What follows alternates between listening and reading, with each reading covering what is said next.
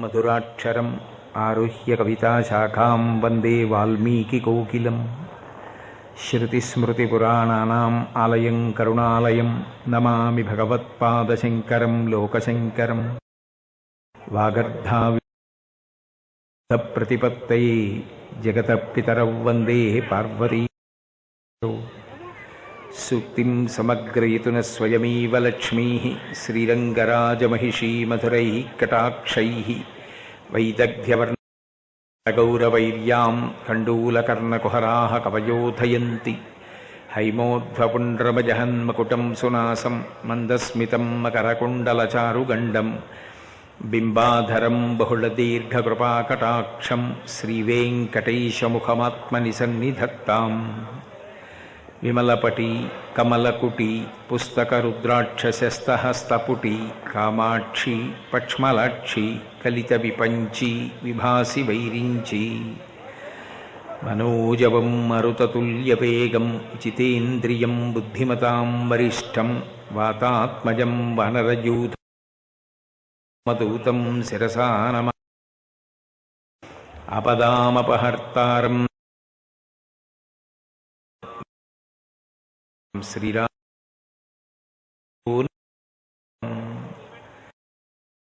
ఓం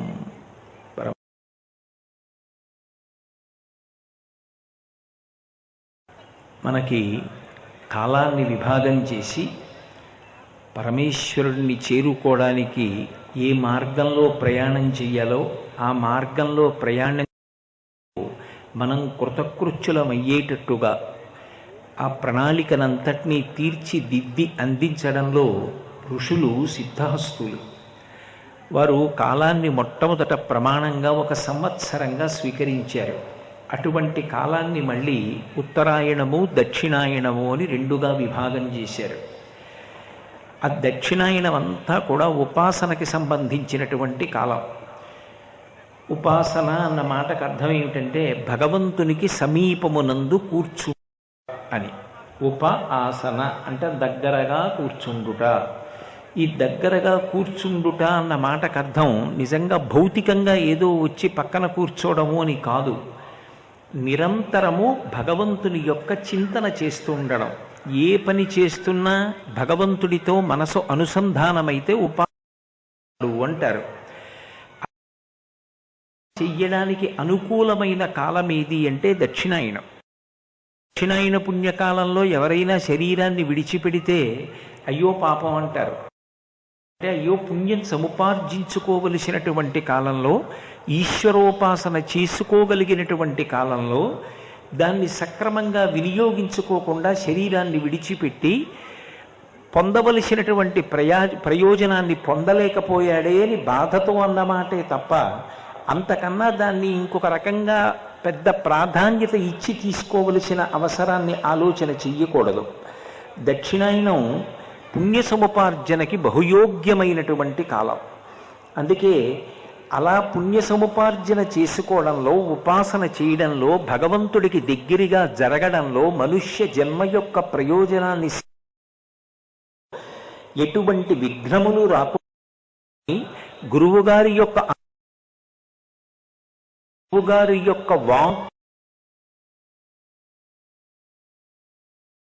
మార్గంలో ఉంటూ చేసి గురువు ఈ భాద్రపద మాసంలో విఘ్నేశ్వరుడికి నమస్కారం చేస్తాం.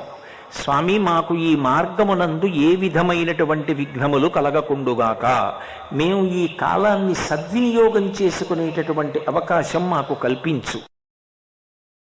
కాలము చాలా గొప్పదైనా దాన్ని ఉపయోగించుకోవడంలో వైక్లభ్యాలు వచ్చాయనుకోండి, విఘ్నాలు వచ్చాయనుకోండి, ఉదాహరణకి శరీరం సహకరించలేదనుకోండి, రుగ్మత పొందిందనుకోండి, అప్పుడు చేసుకోవలసినటువంటి సాధన చేసుకోలేడు.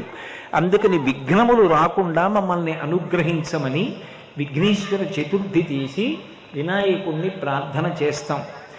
ఇవాళ భాద్రపద మాసంలో శుక్లపక్షంలో వచ్చినటువంటి పౌర్ణమి.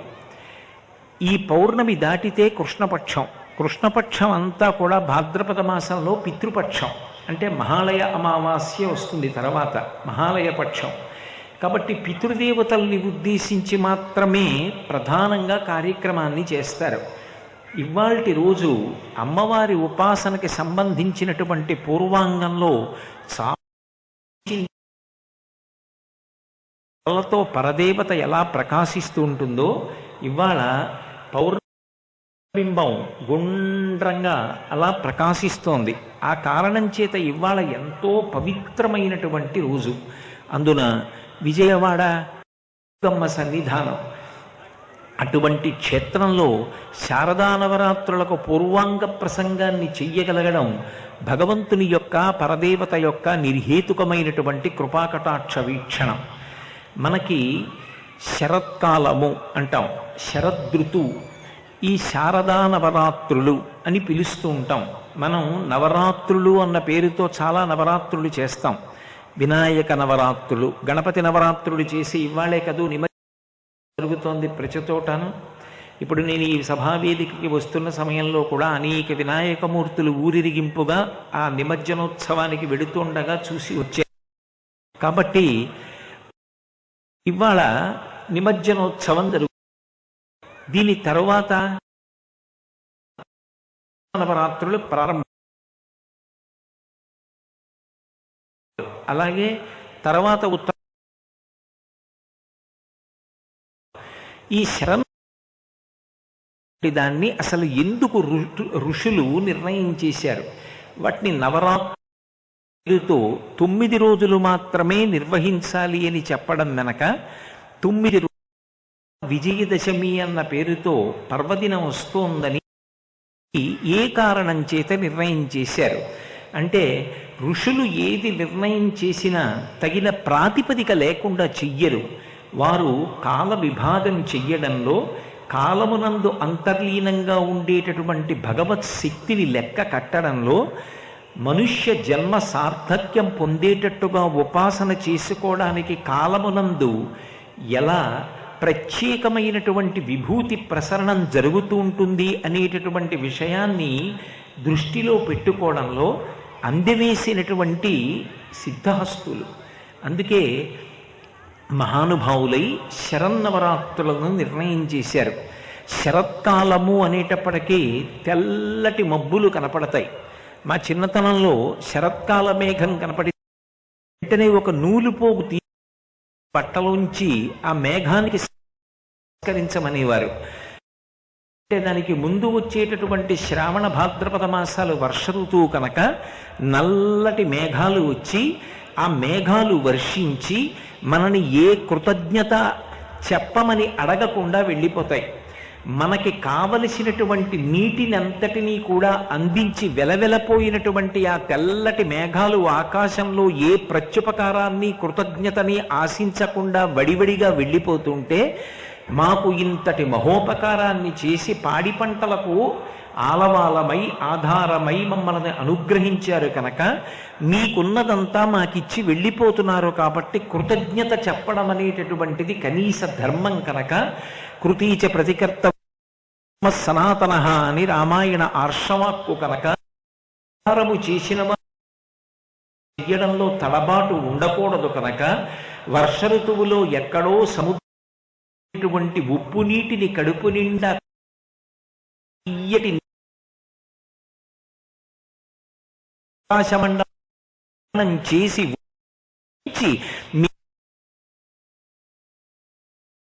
చూడకుండా మీకున్నదంతా మాకిచ్చేసి మీదున్నదంతా అయిపోయిన తరువాత తేలికైపోయి ఏమీ ఆశించకుండా వెళ్ళిపోతున్నటువంటి ఓలారా, మీకు కృతజ్ఞతా పురస్సరంగా ఇదిగో బట్టలోని దారపు పోగు ఇస్తున్నాను అని నమస్కారం చేస్తారు.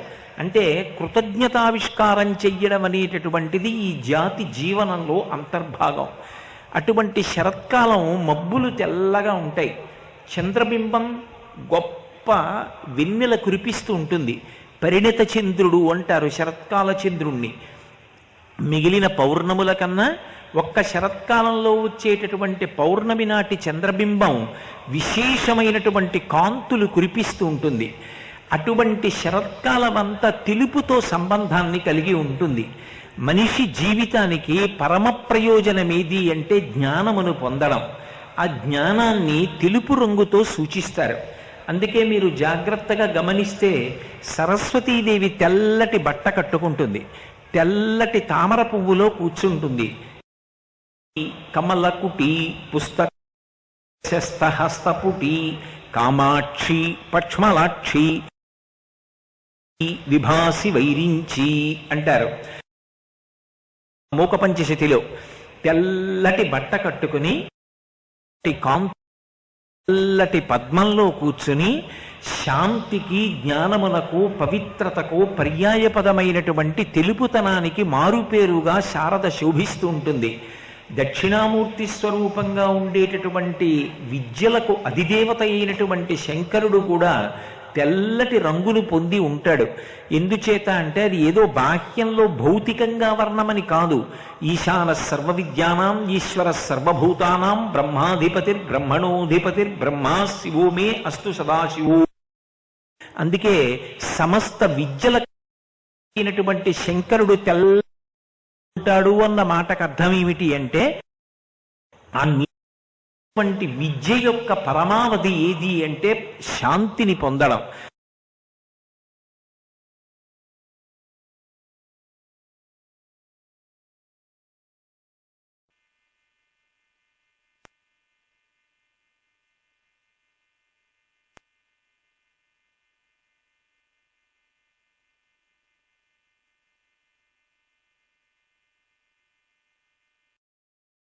చేటటువంటి ఋతువు కనుక వీటికి శరదృతువు అన్న పేరుతో ఈ రోజులు అన్వయమయ్యాయి.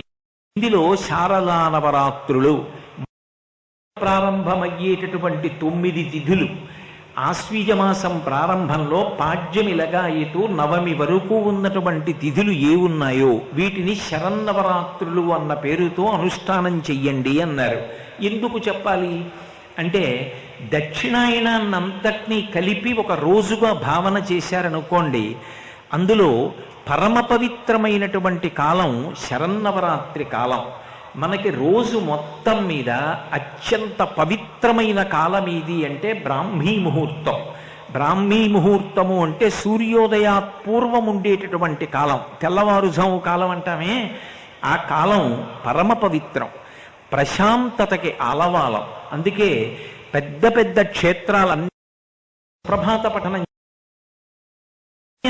ధ్యానానికి కూర్చుంటే మనసు తనంత తానుగా వెనక్కి నందు సిద్ధి పొందుతుంది. ధ్యానము చెయ్యడానికి తనంత తాను పరమ యోగ్యమైన కాలం ఏది అంటే బ్రాహ్మీ ముహూర్తం, తెల్లవారుజాము కాలం. దక్షిణాయనమంతా పుణ్య సముపార్జన చెయ్యడానికి యోగ్యమైనటువంటి కాలం అండి. ఆశ్వీజ మాసం వస్తుంది, తర్వాత కార్తీక మాసం వస్తుంది. కార్తీక మాసం అంతా కూడా దీపారాధన, శివకేశవుల అభేదంగా ఆరాధన చెయ్యడం, సాలగ్రామార్చన చెయ్యడం. తర్వాత మార్గశీర్ష మాసం వస్తుంది, తర్వాత పుష్యం వస్తుంది. ఇవన్నీ కూడా ఆరాధన ఉండేటటువంటి కాలాలు. మార్గశీర్షంలో విష్ణు సంబంధమైనటువంటి ఆరాధనలు విశేషంగా ఉంటాయి. తర్వాత ఉత్తరాయణ పుణ్యకాలం ప్రవేశిస్తుంది. అంటే ఈ కూడా ఉపాసన కాలం కనుక ఒక రోజు పగటిపూట ఎలా పుణ్య సముపార్జన చేసుకోవడానికి ఉంటుందో అలా కలిపి ఒక రోజుగా భావన సమానం. పవిత్రమైన ఉపాసన శుద్ధి చేస్తుంది, మనసు భగవంతుని పట్ల ఆభిముఖ్యాన్ని పొందుతుంది.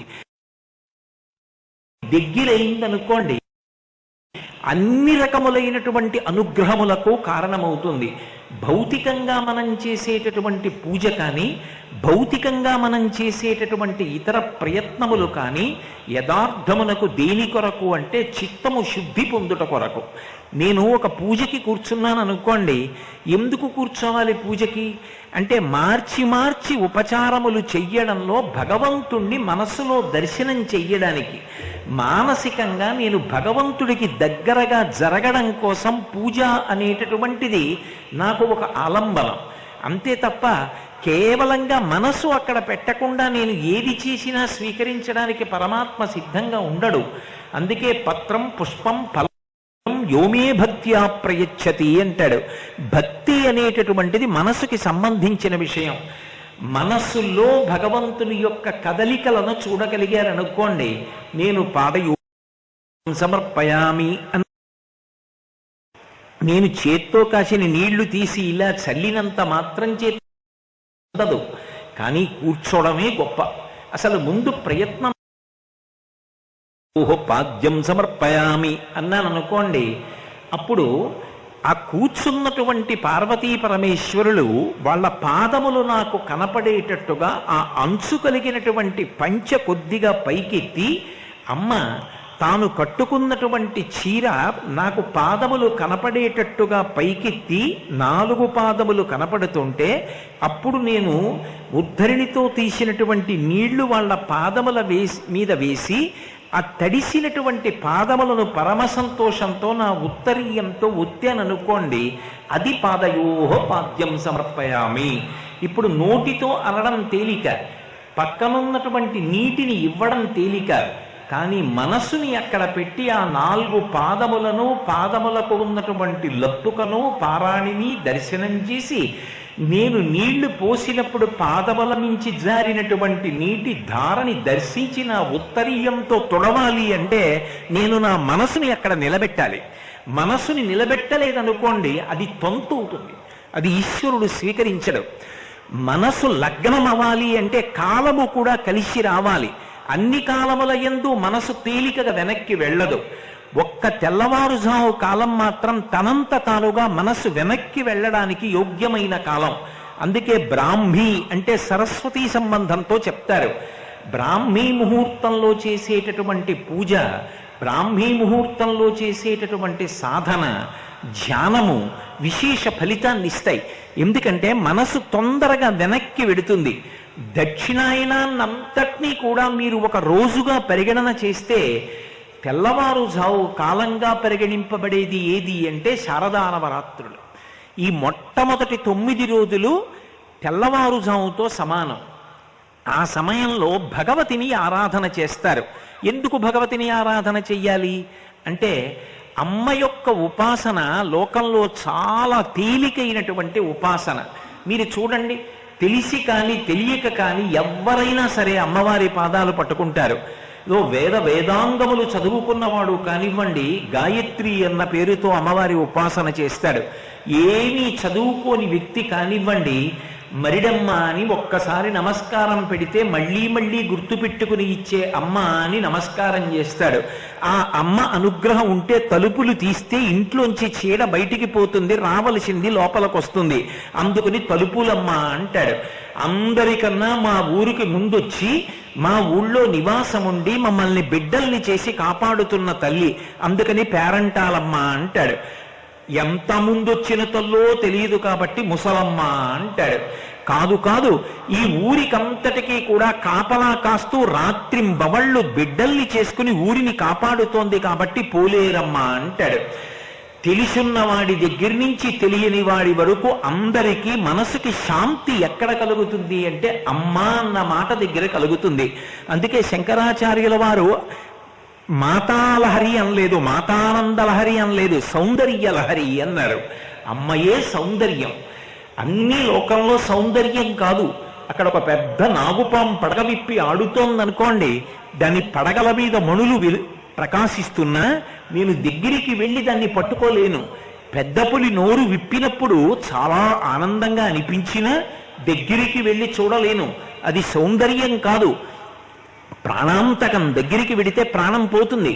కానీ అమ్మ, నేను పుట్టినప్పుడు నేను ఎవరో ఆవిడికి తెలియదు. తాను జనన మరణ సమస్యని ఎదుర్కొని నేను పుట్టినప్పుడు అంత కష్టపడి నాకు జన్మ ఇచ్చిన తల్లికి నేను కృతజ్ఞత చెప్పలేకపోయినా, అజ్ఞానంలో పడున్న మలమూత్రములు ఆవిడ మీద విసర్జించిన ఆవిడ నా శరీరాన్ని తుడిచి దగ్గరికి తీసుకుని స్తన్యమిచ్చి పెంచి పెద్ద చేసి నా కోసం ఉపవాసాలు చేసి పూజలు చేసి ప్రాణం పోయేటప్పుడు కూడా నేను అభ్యున్నతిని పొందాలని, నేను వృద్ధిలోకి రావాలని కోరుకుని విడిపోయినటువంటి తల్లి అమ్మ. అమ్మయే సృష్టికర్త, అమ్మయే స్థితికర్త, అమ్మయే ప్రళయకర్త. అందుకే వేదమంతటిది మాతృదేవోభవ అని మొట్టమొదటి నమస్కారం అమ్మకి చేయించింది. అటువంటి అమ్మ అనేటప్పటికీ ఉపాసన చాలా తేలిక. అమ్మ దగ్గరికి వెళ్ళడం, అమ్మ దగ్గర కూర్చోవడం, అమ్మ చెయ్యి పట్టుకోవడం, అమ్మ పాదాలు పట్టుకోవడం, అమ్మ పెట్టింది తినడం పరమ ప్రేమతో ఉంటాయి. కాబట్టి అమ్మగా ఉపాసన చేయడం అనేటటువంటిది ఈ లోకంలో ఏ సంప్రదాయం వారికైనా సరే విధింపబడింది. అసలు అమ్మని ఉపాసన చెయ్యనటువంటి సంప్రదాయాలు ఉండవు. కాబట్టి అమ్మవారి ఉపాసన చెయ్యండి అని చెప్పడానికి కారణం ఏమిటంటే ఆవిడ తమో గుణాన్ని పోగొడుతుంది.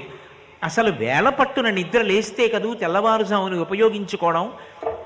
అసలు నేను ఉదయం 7:30 వరకు నిద్రే లేవననుకోండి, ఆ కాలము ఎంత గొప్పదైనా కావచ్చు, నేను 100 ఏళ్ళు బ్రతకచ్చు.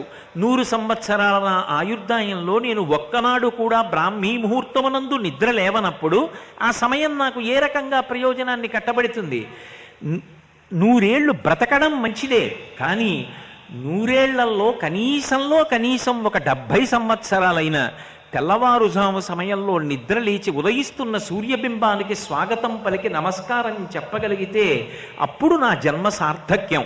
తమోగుణం పోవాలి, బడలిక పోవాలి, అలసట పోవాలి, ఉత్సాహం కలవాలి, నిద్ర లేవాలి, ఆ సూర్యబింబానికి స్వాగతం పలకాలి, నేను నా జన్మ సార్థక్యం పొందాలి. ఇటువంటి ప్రేరణ పొందాలి అంటే ముందు తమో గుణాన్ని తీయగలిగినది ఎవరు అంటే అమ్మవారు తీసేస్తుంది. అందుకే అమ్మవారి ఉపాసన చెయ్యండి అని చెప్పారు. నిజానికి భగవంతుణ్ణి అమ్మగా పిలిచినా, అయ్యగా పిలిచినా, ఏ పేరు పెట్టి పిలవకపోయినా పలికేది మాత్రం ఆయనే. స్త్రీ పురుష నపుంసక మూర్తియును కాక, తిర్య కమర నరాది మూర్తియును కాక, కర్మ గుణభేద సరసత్ప్రకాశి కాక, వెనుక నందియుతానగు విభుతలంతు అంటారు పోతన గారు భాగవతంలో. స్త్రీ అని పిలిచినా, పురుషుడు అని పిలిచినా, నపుంసకమూర్తి అని పిలిచినా, అసలు ఏ లింగభేదం లేకుండా ఏ పేరు పెట్టి పిలవకపోయినా పలికేటటువంటిది మాత్రం ఆ పరమేశ్వరుడే. రామకృష్ణ పరమహంస చెప్పినట్టు చెరువు దగ్గరికి వెళ్ళి ఒకడు తూర్పు ఒడ్డు నుంచి నీళ్లు తాగుతూ మంచి నీళ్ళు అన్నాడు, ఇంకొకడు అవతల వైపు ఉత్తరం వైపు నీళ్లు తాగుతూ ఇది జలం అన్నాడు, ఇంకొకడు పశ్చిమ దిక్కుకు వెళ్ళి మెట్లు దిగి నీళ్లు తాగుతూ ఇది అక్వా అన్నాడు, ఇంకొకడు యువతల వైపు దక్షిణం వైపు మెట్లు దిగుతూ నీళ్లు తాగి పానీ అన్నాడు. ఏ పేరు పెట్టి పిలిచినా నీటి యొక్క లక్షణం మాత్రం దాహం తీర్చడం. ఏ పేరు పెట్టి పిలవకుండా నీళ్లు తాగినా దాని యొక్క లక్షణం దాహం తీర్చడం. భగవంతుణ్ణి మీరు ఏ పేరు పెట్టి పిలిచినా ఆయన యొక్క గుణం ఉద్ధరణ. మీరు ఏ పేరు పెట్టి పిలవకపోయినా కూడా ఆయన యొక్క లక్షణం పరమ కారుణ్యంతో మనుష్యుణ్ణి పైకెత్తి తన వైపుకి లాక్కోవడం. కాబట్టి అటువంటి పరమేశ్వరుణ్ణి మాతృస్వరూపంగా ఈ శారదా నవరాత్రులలో ఉపాసన చేస్తారు. అటువంటి తల్లి తమో గుణాన్ని భేదిస్తుంది. అందుకని శారదా నవరాత్రులను దుర్వినియోగము చేసుకోవద్దు. దక్షిణాయనమంత గొప్ప పుణ్యప్రదమైన కాలమైతే దానికి బ్రాహ్మీ ముహూర్తముతో సమానమైనటువంటి కాలము శారదా నవరాత్రుల కాలం.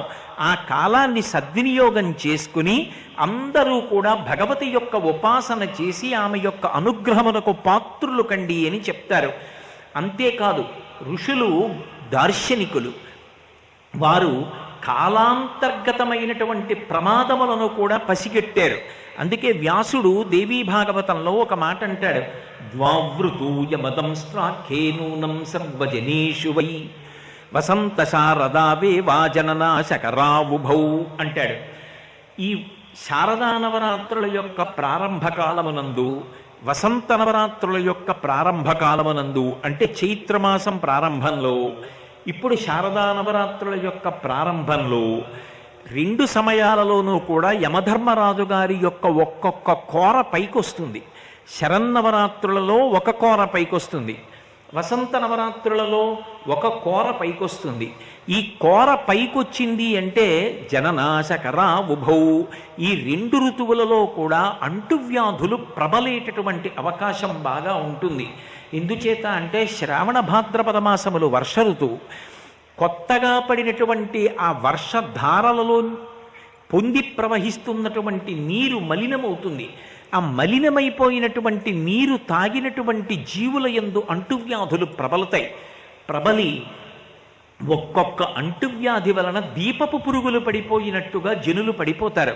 అలా పడిపోకుండా ఉండడం కోసమే గణపతి నవరాత్రుల పేరు చెప్పి ఓషధీతత్వం కలిగినటువంటి పత్రులతో ఆరాధన చేయించి ఈ 15 రోజుల ముందరే, ఈ అమావాస్యకి, ఈ పౌర్ణమికి ముందరే గణపతి నవరాత్రులు పూర్తి చేసి ఈ విఘ్నేశ్వరుడికి పూజ చేసినటువంటి ఓషధీతత్వము కలిగినటువంటి పత్రులను పట్టుకెళ్ళి విఘ్నేశ్వర నిమజ్జనం పేరుతో నదులలో కల్పించారు మన పెద్దవాళ్ళు. అప్పుడు ఈ పత్రి యొక్క కలయిక చేత నీరంతా కూడా శుభ్రంగా అయి ఆశ్వీజ మాసం వేల్టికి చక్కటి పరిశుద్ధమైనటువంటి నీరు ప్రవహించి లోకములో ఉండేటటువంటి జీవులు దెబ్బతినకుండా కాపాడుకునేటటువంటి ప్రయత్నం చేశారు. భగవదారాధనని సామాజిక ప్రయోజనంతో ముడివేశారు తప్ప ఒక మౌఢ్యంగా ఒక కార్యక్రమాన్ని ప్రజల మీద రుద్దడం అనేటటువంటిది ఋషుల వైపు నుంచి ఎప్పుడూ ఉండదు. ఒకవేళ ఆ ఆచారము ఎందుకు వచ్చింది అన్నది మనకి తెలియకపోతే పెద్దల దగ్గర తెలుసుకోవాలి తప్ప మనకొక్కరికి తెలియలేదు కాబట్టి లోకంలో పాటిస్తున్న వాళ్ళందరూ మూఢులని, ఆచారం మూఢాచారమని ముద్ర వేసి వదరి మాట్లాడకూడదు. నీకు తెలియకపోతే నీకు తెలియదు అన్న మాట అంగీకరించి పెద్దల యొక్క పాదములను పట్టుకుని వారి నుండి తెలుసుకోవాలి ఎందుకు వచ్చిందో ఆచారకాండ. కాబట్టి ఇంత గొప్పగా ఋషులు నిర్వచనం చేశారు. కాబట్టి శరత్కాలమునందు యమధర్మరాజు యొక్క ఒక కోర పైకొస్తుంది. పైకొచ్చినప్పుడు జనక్షయం కాకుండా ఉండాలి అంటే అమ్మవారి యొక్క ఉపాసన చెయ్యాలి.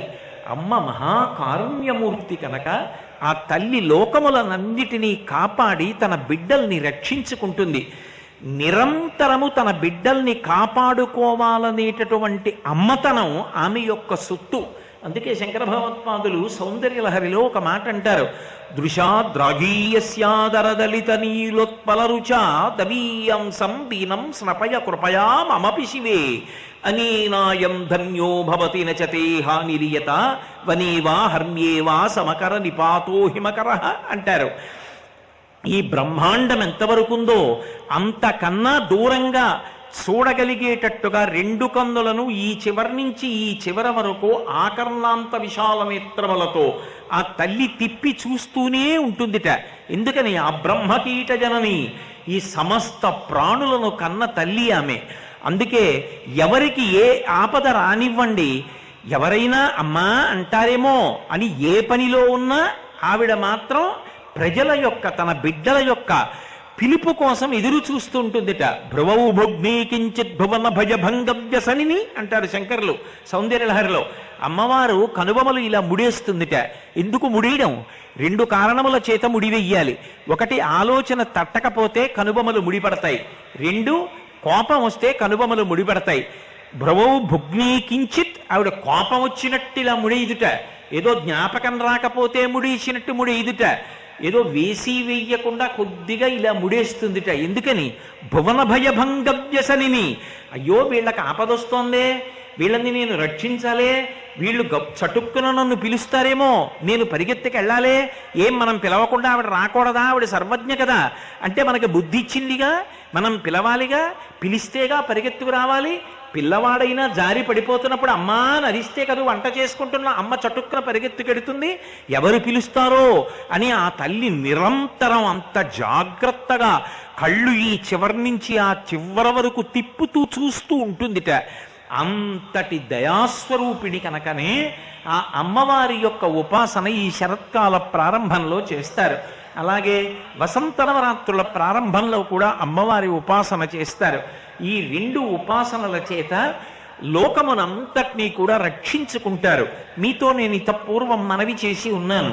ఉపాసన అన్న మాటలో ప్రధానమైన ఉద్దేశ్యం ఏది అంటే మనసుని అమ్మవారికి దగ్గరగా జరపడం.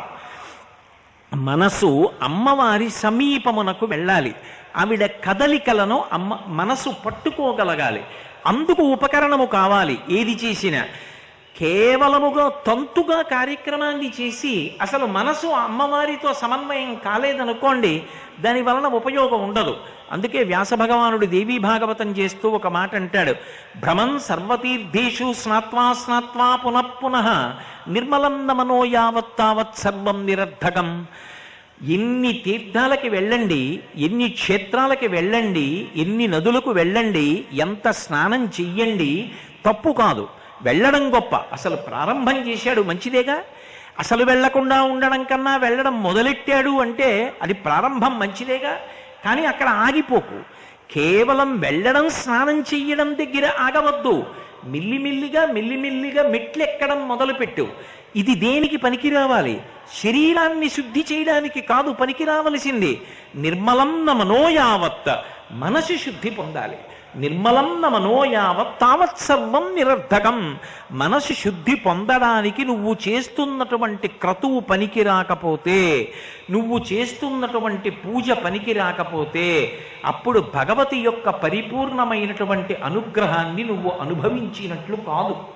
అందుకే మనసు ఎంత దగ్గరగా వెళ్ళింది అనేటటువంటి దానికి అంత ప్రధానమైనటువంటి పాత్ర ఉంటుంది. మీరొక్క విషయం గమనించండి, నవరాత్రులు చెయ్యండి అంటారు. నవరాత్రులు చెయ్యండి అంటే 9 రోజులు చెయ్యండి.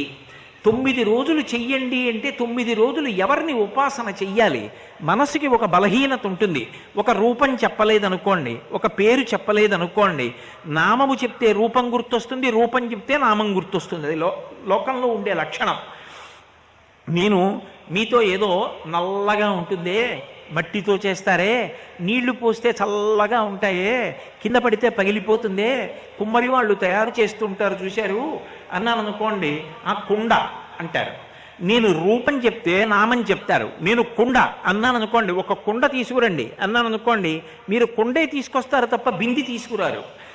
నామం చెప్తే రూపం గుర్తొస్తుంది, రూపం చెప్తే నామం గుర్తొస్తుంది. అది మనసుకుండేటటువంటి లక్షణం. అసలు మనసు పట్టుకోవాలంటే దానికి నామము రూపము ఈ రెండూ కావాలి.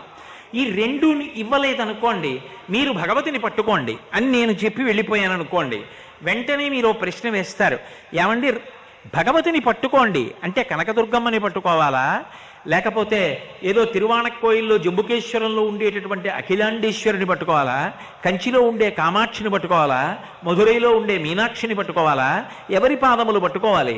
ఎలా ఉపాసన చెయ్యాలి? సరస్వతినా, పార్వతినా, లక్ష్మినా, ఏ నామంతో పిలవాలి, ఏ రూపంతో ఆరాధన చెయ్యాలి అని ఒక అనుమానం వస్తుంది. అలా అనుమానం రావలసిన అవసరం లేకుండా ఋషి నివృత్తి చేశాడు. మొట్టమొదటి 3 రోజులు మహాకాళీ స్వరూపంతో ఉపాసన చెయ్యాలి. తర్వాత 4, 5, 6 ఆ 3 రోజులు మహాలక్ష్మీ స్వరూపంగా ఉపాసన చెయ్యాలి. 7, 8, 9 ఈ 3 రోజులు మహాసరస్వతీ స్వరూపంగా ఉపాసన చెయ్యాలి. ఈ 9 రోజులు ఉపాసన చేస్తే 10వ రోజు సిద్ధి విజయదశమి. ఇందులో మీరు ఒక చిత్రమైనటువంటి విషయాన్ని గమనించాలి. నవరాత్రులు అంటారు. 9 పగళ్ళు ఉపాసన చెయ్యండి అనరు.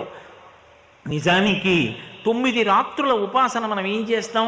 శారదా నవరాత్రుల్లో కూడా మహా అయితే పునఃపూజ కొంచెం ఆలస్యమైనా 10 గంటలకో 11 గంటలకో నిద్రపోతాం. రాత్రి తెలివిగా ఉండంగా. మరి రాత్రి అన్న మాట ఎందుకు వచ్చింది అంటే, చీకటి అన్న మాటకు అర్థం ఏమిటంటే భయమునకు పర్యాయ పదము. చీకటిగా ఉందండి, వెళ్ళడానికి భయం వేస్తోందంటాడు. ఏమిటి చీకటిగా ఉంటే భయం ఎందుకు అంటే, చీకటి ఎందు ఉన్న వస్తువు ఏదో తెలియదు. అక్కడ ఒక తాడు పడుందనుకోండి, పావులా కనపడుతుంది. పావులా కనపడగానే అది పడగ కదులుపుతోందనిపిస్తుంది. పడగ కదిపితే అందనిపిస్తే బుసగొడుతోందనిపిస్తుంది. ఒళ్ళు చెమట్లు పట్టి భయం వేస్తుంది. ఒక దీపం తీసుకొచ్చారనుకోండి, అది పావు కాదు తాడు అన్న సత్యము ఎరుకలోకి రాగానే పడగా లేదు, బుస లేదు, ఏమీ లేదు. అంటే చీకటి అన్న మాటకు అర్థం సత్యము తెలియకుండుట. ఏది ఏదో తెలియలేదు కాబట్టి భయం. 9 రాత్రులు ఉపాసన చేశాడు అన్న మాటకు అర్థం ఏమిటంటే సత్యము ఎరుకలోకి రాక ఏ అజ్ఞానము వలన భయపడుతున్నాడో, ఏ అజ్ఞానము చేత తనకన్నా భిన్నమైనది ఇంకొకటి ఉందనుకుంటున్నాడో, భగవంతుడి కన్నా ఇంకొకటి ఉందనుకుంటున్నాడో, అది లేదు, ఉన్నది ఈశ్వరుడొక్కడే అన్న సత్యము ఎరుకలోకి వచ్చేటట్టుగా చేస్తుంది. 9 అంకె, 9 దాటితే 10 సంఖ్య, 2 అంకెలు వచ్చేస్తాయి. 10 దగ్గరికి వచ్చేటప్పటికి పెరుగుతూ వెళ్ళిపోయిన 9 ఏమైంది? 1 తర్వాత 2, 3, 4, 5, 6, 7, 8, 9 పెరిగింది. 10 దగ్గరికి వెళ్ళేటప్పటికి 1 పక్కన 0 అయిపోయింది. ఆ ఒక్కటి ఏదో తెలిసిపోయింది. ఆ ఒక్కటి తెలిసిపోతే పూర్ణమద పూర్ణమిదం పూర్ణాత్ పూర్ణముదచ్యతే పూర్ణస్య పూర్ణమాదాయ పూర్ణమేవావశిష్యతే, తాను పూర్ణమైపోయాడు. ఎక్కడ బయలుదేరాడో అక్కడికి వచ్చేశాడు. తాను జీవుడు జీవుడు జీవుడు అనుకుంటున్నవాడు జీవుడు కాడని, తాను బ్రహ్మమని, తత్వమసి మహావాక్యమని అద్వైతానుభూతి ఎరుకలోకి వచ్చింది. ఈ జ్ఞానము కలగాలి కాబట్టి చిట్ట చివరి 3 రోజులు మహాసరస్వతీ స్వరూపాన్ని ఉపాసన చేస్తారు. ఈ జన్మ ప్రయోజనం కలగడానికి అత్యంత యోగ్యమైన ఉపాసన కాలం ఏది అంటే శారదా నవరాత్రులు. అందుకని 9 రాత్రులు చెయ్యండి అంటారు. అంటే దాని అర్థం నిజంగా రాత్రి వేళ మేల్కొని ఉండడం అని కాదు. రాత్రి పోయింది, పగలొచ్చింది అంటే భయం అంతా పోయింది. ఎందుకని? ఇప్పుడు అక్కడ ఉన్న వస్తువు ఏదో తెలుస్తుంది కాబట్టి భయం లేదు. చీకటి పోయింది, అజ్ఞానము పోయింది, జ్ఞానం అనేటటువంటి వెలుతురు ప్రకాశించింది. ఒకటి తెలిసొచ్చింది, నువ్వు పూర్ణమైపోయావు. ఇది విజయదశమి. అందుకే 9 రాత్రులుగా ఉపాసన. అది ఎటువైపు నుంచి ఎటువైపుకి చెయ్యండి. గణపతి నవరాత్రులు అంటారా, వసంత నవరాత్రులు అంటారా, శారదా నవరాత్రులు అంటారా, ఏవి చేసినా 9 రాత్రులు. 9 కాదంటారా, త్రిరాత్ర వ్రతం 3 రాత్రులే. చిట్ట చివర మహాసరస్వతీ స్వరూపంగా 3 రోజులు చేస్తే చాలు. ఈ 3 రోజులు చేసినా కూడా త్రిరాత్రము, 3 అంటే సత్యం. అందుకే ఆచమనం చేశాననుకోండి 3 మాటలు, తాళి కట్టాననుకోండి 3 ముళ్ళు, 3 మాటలు అన్నాననుకోండి అది సత్యం. తిర్దదామిన సంశయ అంటాడు జనకుడు రామాయణంలో. 3 మాటలు అంటున్నాను, ఇస్తాను ఇస్తాను ఇస్తాను కాబట్టి సత్యం. 3 మాటలు అంటే సత్యం. సత్యమే పరబ్రహ్మం. కాబట్టి అటువంటి సత్యము ఒకటి తెలియాలంటే కనీసం 3 రాత్రులైనా ఉపాసన చెయ్యాలి. ఎప్పుడు? నీకు 9 రాత్రులు చెయ్యడానికి కావలసినటువంటి శక్తి శరీరమునందు లేకపోతే కనీసంలో కనీసం 3 రాత్రులు చెయ్యాలి. ఓపిక ఉంటే 9 రోజులు తప్పకుండా ఉపాసన చెయ్యవలసిందే. అందుకని నవరాత్రి తప్పితే త్రిరాత్ర వ్రతము. ఇందులో మొట్టమొదటి 3 రోజులు మహాకాళీ స్వరూపాన్ని ఉపాసన చెయ్యండి అన్నారు. మహాకాళీ స్వరూపము అని నేను అనగానే అయ్య బాబోయ్ ఎలా ఉపాసన చేస్తామండి, కాళీ స్వరూపం అంటే భయం వేస్తుంది కదండి అని మీరు బెంగ పెట్టుకోవలసిన అవసరం ఉండకూడదు. ఎందుచేత అంటే నేను ఒక్క మాట చెప్తాను, బాగా జ్ఞాపకం పెట్టుకోండి. ఆ మహాకాళీ స్వరూపాన్ని ఉపాసన చేసి రామకృష్ణ పరమహంస జ్ఞానం పొందలా? పైగా మహాకాళీ స్వరూపం అనేటటువంటిది శాస్త్రమునందు పూర్తిగా భిన్నమైనది.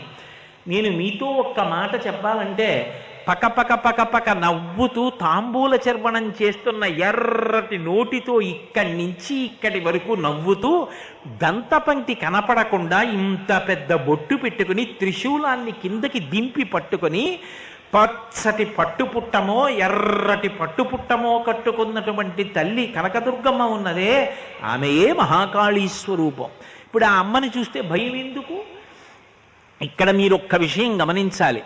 మహాకాళీ స్వరూపము అనేటప్పటికే వాహనానికి ప్రాధాన్యత ఉంటుంది. అందుకే శరన్నవరాత్రులలో వాహన సేవకి అంత ప్రఖ్యాతి వచ్చింది. ఆవిడ సింహవాహనారూఢయ్యి ఉంటుందంటే సింహవాహనం మీద వెడుతూ ఉంటుంది. సింహవాహనం మీద వెడుతోంది, ఆవిడ త్రిశూలం పట్టుకుంది అన్న మాటకు అర్థం ఏమిటంటే, నేను చేసేటటువంటి ఉపాసన వలన అమ్మా నీ అనుగ్రహంగా ముందు నాకేం కావాలి అంటే నాలో చేరి ఉండిపోయినటువంటి దుర్గుణములు అన్నీ కూడా వెళ్ళిపోవాలి. ఇది మొట్టమొదట అడగాలి. మీరు ఒక్క విషయం జాగ్రత్తగా పట్టుకునే ప్రయత్నం చెయ్యండి.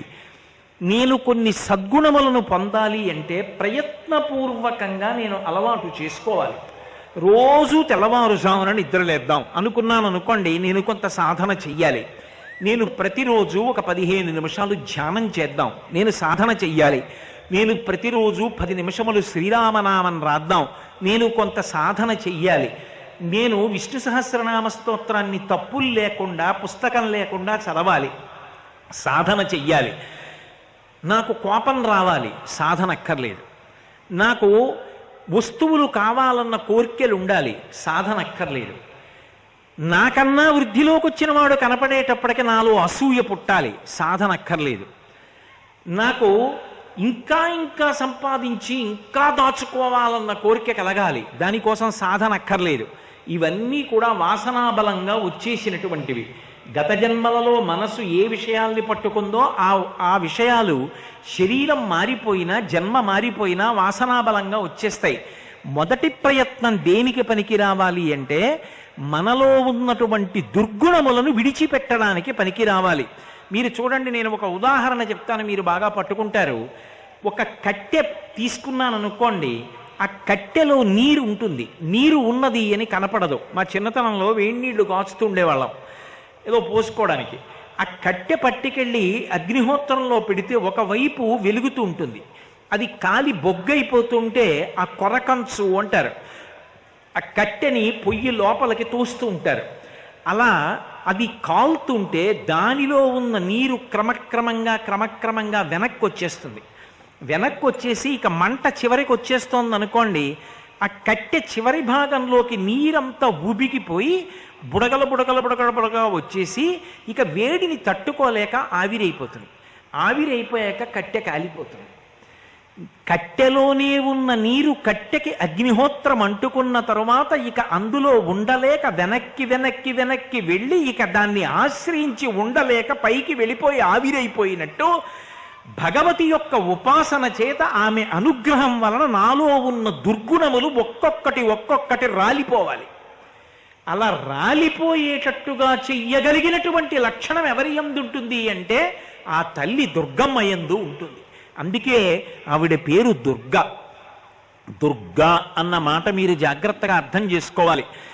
ఎంతో కష్టపడి ఉపాసన చేస్తే తప్ప అసలు ఆవిడ యొక్క అనుగ్రహం పొందడానికి సాధ్యం కానటువంటి పరదేవత కేవలము ఆ నామాన్ని ఉచ్చరించిన మాత్రం చేత, స్మరించినంత మాత్రం చేత సమస్తమైన శుభములను వర్షించడానికి ఒక రూపాన్ని పొంది వచ్చి కూర్చుంటే దాని పేరు దుర్గా.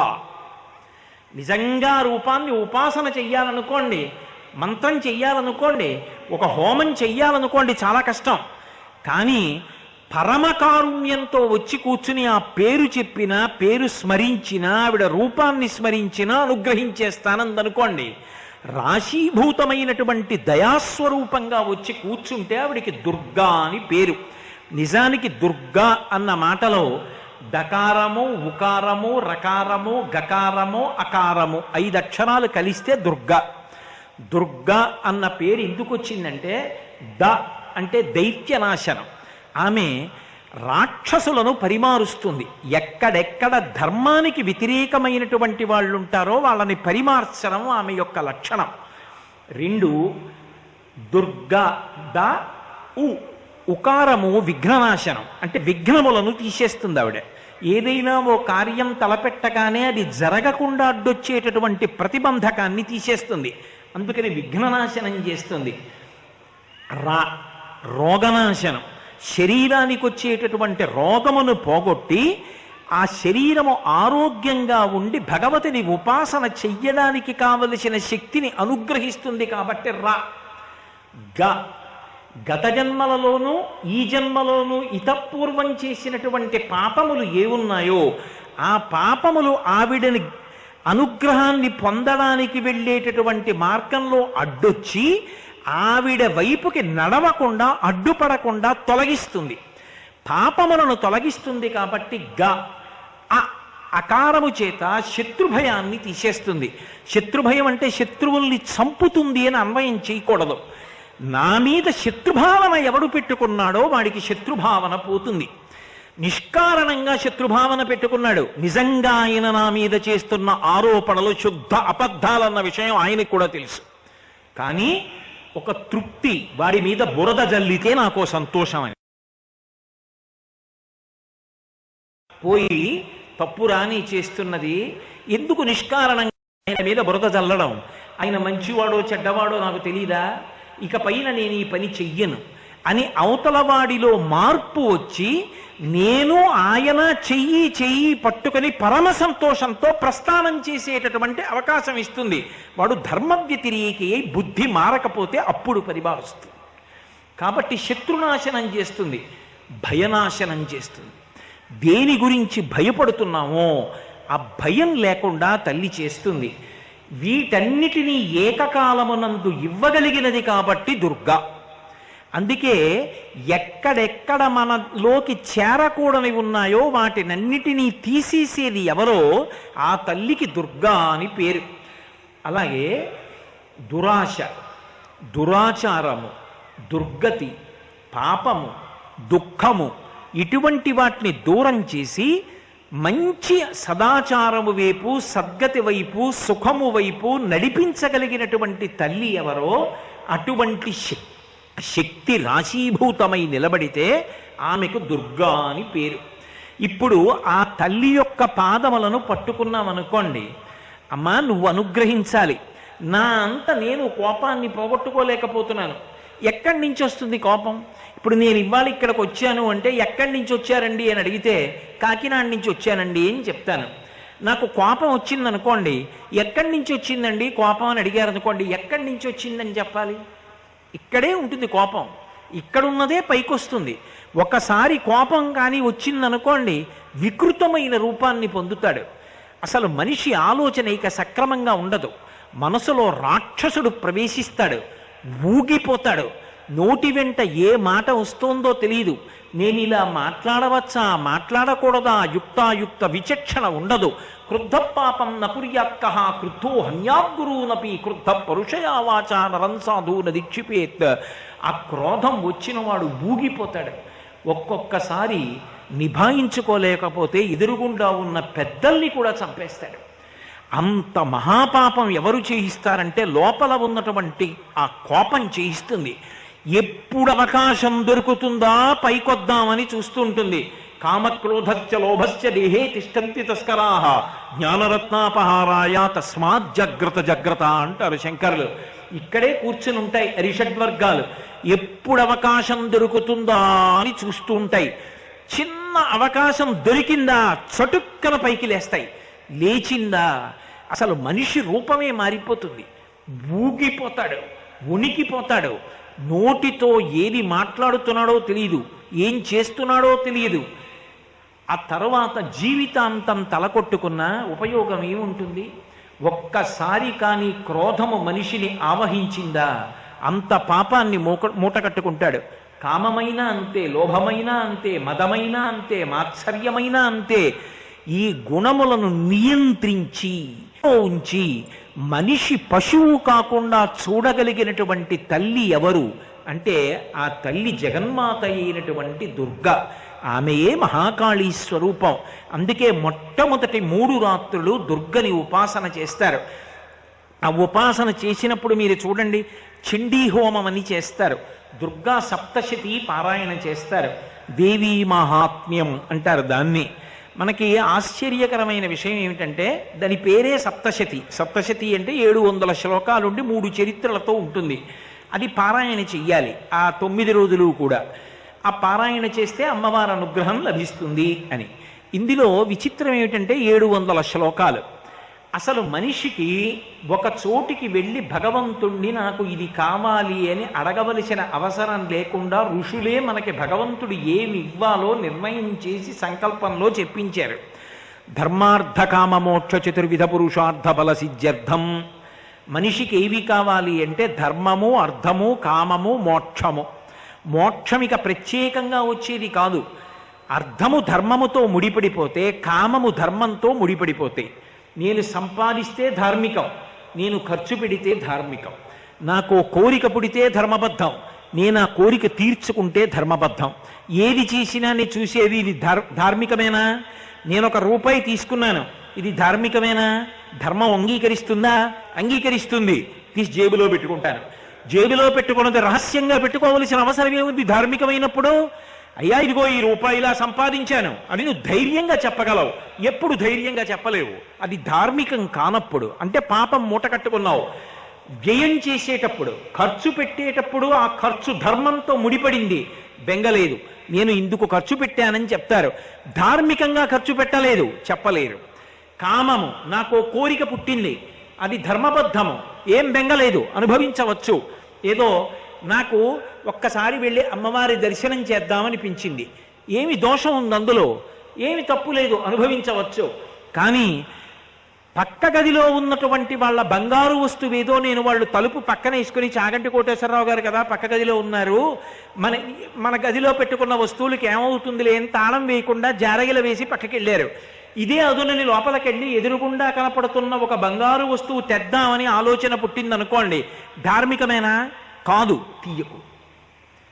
కోరిక పుట్టవచ్చుగాక, మనసులో ఆలోచన రావచ్చుగాక, ధర్మబద్ధము కాదు, చెయ్యవద్దు. ధర్మబద్ధము, అనుభవించు. అర్థము కామముతో ముడిపడిపోతే, కామము ధర్మముతో ముడిపడిపోతే ఇక నాలుగవది ప్రయత్నం లేకుండా వస్తుంది, అది మోక్షం. కాబట్టి ఇప్పుడు ధర్మార్థ కామ మోక్ష చతుర్విధ పురుషార్థ బల సిద్ధ్యర్థం అని కదా అంటాం. ఇందులో ఈ ధర్మ అర్థ కామ మోక్ష ఈ నాలుగు మనకి నిర్దేశించడం కోసం, ఉపదేశించడం కోసం 4 గ్రంథాలు వచ్చాయి. ఇవి 4 700 శ్లోకాలతోటే ఉంటాయి. అసలు ఆ 7 అన్న అంకెకున్న గొప్పతనం, అందుకు 7 కొండలవాడ వెంకటరమణ గోవిందా గోవిందా అండం. షట్చక్ర భేదనం, 6 చక్రాలు దాటి 7వ చక్రంలో పార్వతీదేవి పరమేశ్వరుడితో రమించిందనే ఆ సహస్రార చక్రమనందు యోగి రమిస్తాడు. ఆ 7 అంకె అంత గొప్పది. కాబట్టి 7 లోకాలు అన్నీ ఆ 7 చేత ప్రతిపాదింపబడతాయి. ఏమిటి 700 శ్లోకాలతో అంటే, ధర్మమును పాటించడానికి సప్తశతిగా ఇవ్వబడింది మనుధర్మశాస్త్రం, అది సప్తశతి. అర్థము, ధార్మికంగా మనకి ఒక అవసరం ఉన్నప్పుడు ఆ అవసరం తీరడానికి అమ్మవారికి కాకపోతే ఎవరికి చెప్పుకుంటాం? ఆర్తో జిజ్ఞాసురర్థార్థి జ్ఞానీచ భరతర్షభ. నాకు అమెరికా అధ్యక్షుణ్ణైపోవాలన్న కోరిక పుడితే విర్రి కోరిక, కానీ నా కూతురి పెళ్లి చేయడానికి నా దగ్గర 1,00,000 రూపాయలు కావాలనుకుంటే అది తప్పేమిటి? అప్పుడు అది కోరిక అనరు, అవసరం అంటారు. అవసరం ఎవరికి చెప్పాలి? భగవంతుడికే చెప్పుకోవాలి. ఆయనే చెప్పాడు నాకు చెప్తాడన్నారు, నేనెవరిని కాదనడానికి. కాబట్టి భగవంతుడికి చెప్తారు అవసరాలు. అప్పుడు నీకు అలా ఆర్థికమైన అవసరాలు వస్తే భగవంతుణ్ణి భగవతిని ఎలా ఉపాసన చెయ్యాలో చెప్పిన 700 శ్లోకాల సప్తశతి అర్థశాస్త్రమునకు సంబంధించినది, దేవి మహాత్మ్యం. ఇక 3వది కామము. కామము ఎలా ధర్మబద్ధము చేసుకోవాలో చెప్పిన 700 శ్లోకాలు వాత్సాయన కామసూత్రం. మోక్షమును పొందడానికి శాస్త్రము భగవద్గీత సప్తశతి. ఈ 4 సప్తశతులే. ఇందులో దుర్గా సప్తశతి మీరు చండీపారాయణలో విని ఉంటారు. దుర్గా సప్తశతిలో అర్గళా స్తోత్రము అని ఒక స్తోత్రం వస్తుంది, దాని పేరే అర్గళ. అర్గళ అన్న మాటకు అర్థం ఏమిటో తెలుసా? 2 తలుపులు వేసి గడియ పెడితే ఆ గడియ అవతల వైపు నుంచి తలుపు తోసినప్పుడు తట్టుకోవచ్చు, తట్టుకోకపోవచ్చు. చాలామంది నివాసం ఉంటున్నటువంటి ప్రాంగణాల మధ్యలో ఇల్లు కట్టుకున్నాను అనుకోండి, ఏదో పైన ఓ చిన్న చిడత, అడ్డంగా ఓ చిడత, కిందో చిడత ఉంటే చాలు. ఒకవేళ మరిచిపోయి ఒక్క చిడత వేసినా చాలు, ఎవరు తలుపు తొయ్యరు చప్పుడయ్యేటట్టుగా. కొద్దిగా నిర్మానుష్యంగా దూరంగా ఉన్న ఇళ్ల మధ్యలో నేను ఉంటున్నాను అనుకోండి, తలుపులు 2 దగ్గరికి వేసి అడ్డగడియ అంటారు. అంటే యువతల వైపు నుంచి గడియ తిప్పి అవతల వైపు ఉండేటటువంటిది ఓ చిన్న ఏదో ఇలా చేతి అమరికలా ఉంటుంది, అందులోకి గడియ వేసి వదిలిపెట్టరు.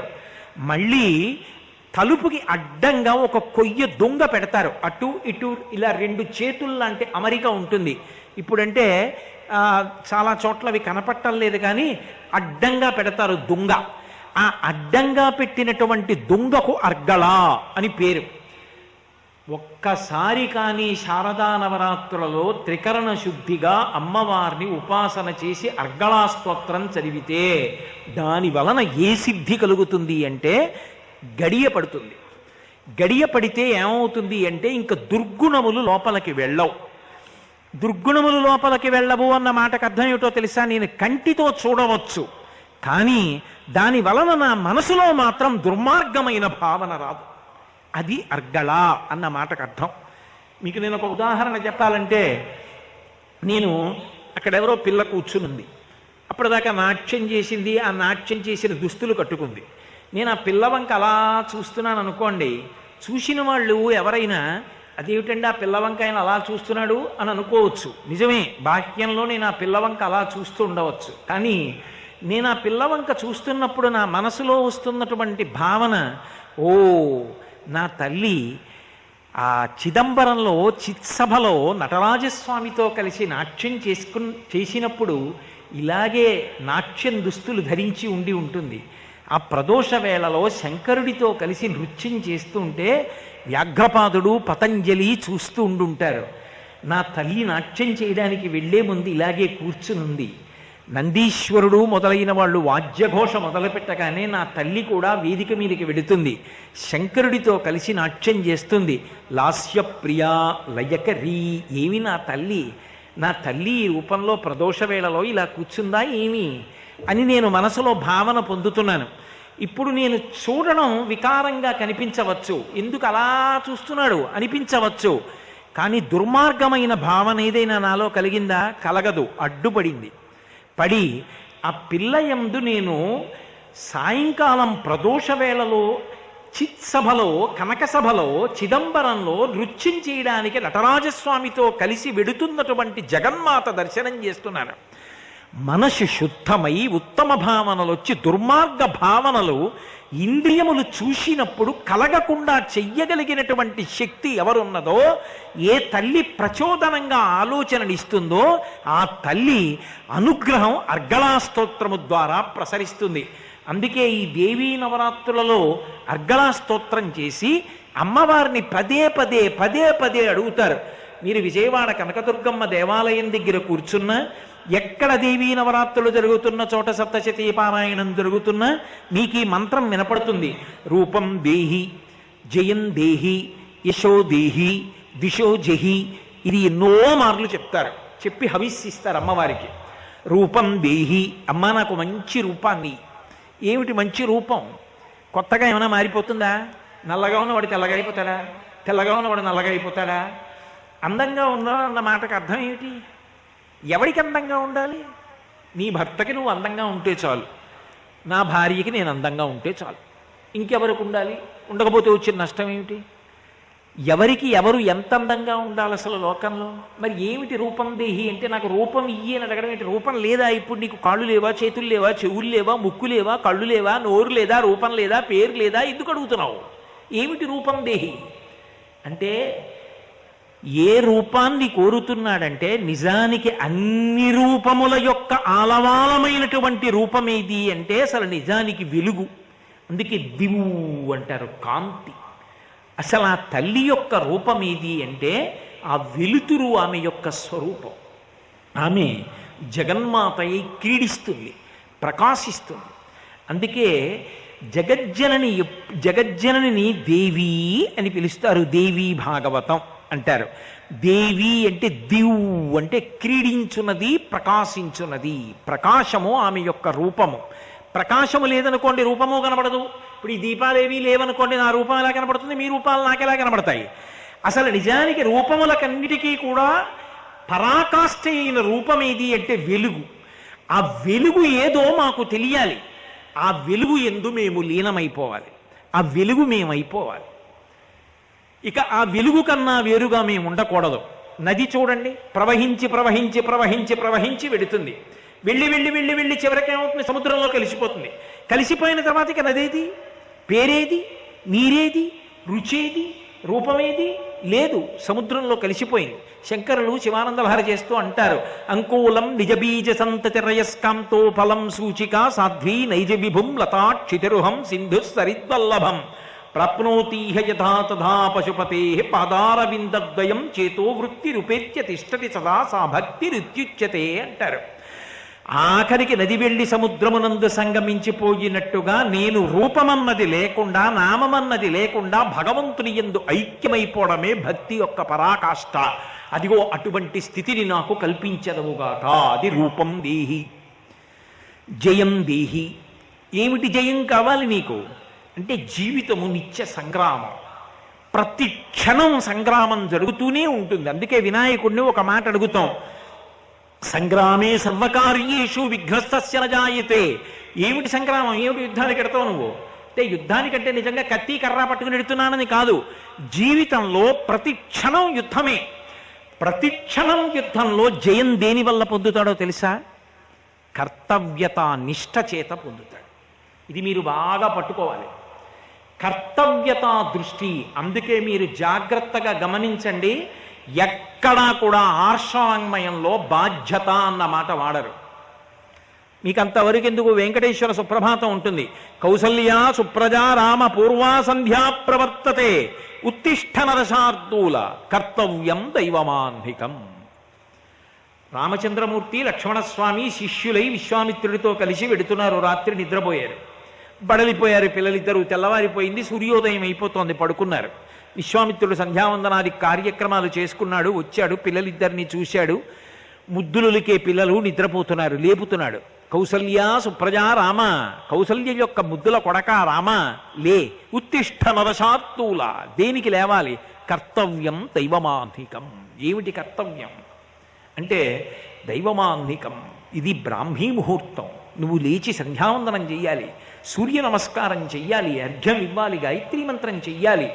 అలాగే ఎక్కడ చూడండి అదే అంటాడు. ఎప్పుడైనా సరే రాజైనటువంటి వాడికి కర్తవ్యం ఏమిటి అంటే కర్తవ్యం రక్షతా సదా అంటాడు. రక్షించడము కర్తవ్యం. కర్తవ్యం శాంతికారకం.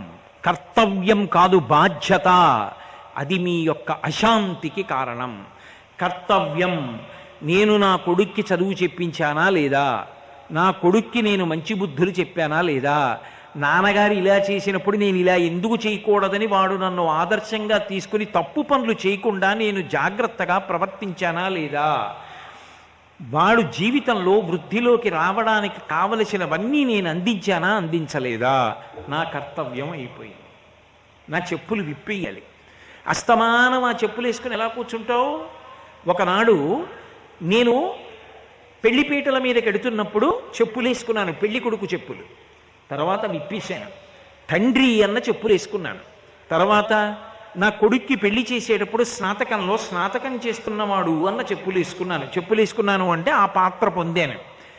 తర్వాత నా కొడుక్కి కొడుకు పుట్టాడు. నేను కాదు బాలసార పీటల మీద కూర్చునేది. ఆ చెప్పులు ఇప్పుడు నా కొడుకు వేసుకుంటాడు. వాడు తండ్రి, వాడు కూర్చుని బాలసారి చేస్తాడు. ఎప్పుడు ఏది విప్పేయాలో అది విప్పేయాలి, ఎప్పుడు ఏది పట్టుకోవాలో అది పట్టుకోవాలి. పట్టు విడుపు తెలియని వాడు గెలవలేడు. అందుకే వాడికి పట్టు విడుపు తెలియదండి అంటారు. ఇది చివరికి ఎక్కడికి వెళ్ళాలి? సాధన చెయ్యడానికి దీన్ని పట్టుకోవాలి. ఒకనాడు సాధన చేసి చేసి చేసి చేసి జ్ఞానం అంకురించింది. పిందెగా రాలిపోకు, కాయగా రాలిపోకు, పండైపోయింది, మెత్తగా అయిపోయింది, లోపల ఉన్న గుజ్జు రసమైపోయింది, తీయగా అయిపోయింది. తనంత తాను ముచిక వదిలిపెట్టేయాలి, రాలిపోవాలి. ఆయన పండిపోయాడండి అంటారు. అందుకే పట్టు తెలియాలి, వదలడం తెలియాలి. ఇది తెలియలేదనుకోండి, అదంతా నాదే బాధ్యత అనుకుంటాడు. నేను సంపాదించకపోతే ఎలాగండి?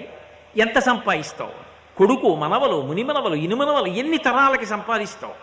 మిగిలినటువంటి ఏ ప్రాణికి సంపాదన గొడవ లేదు.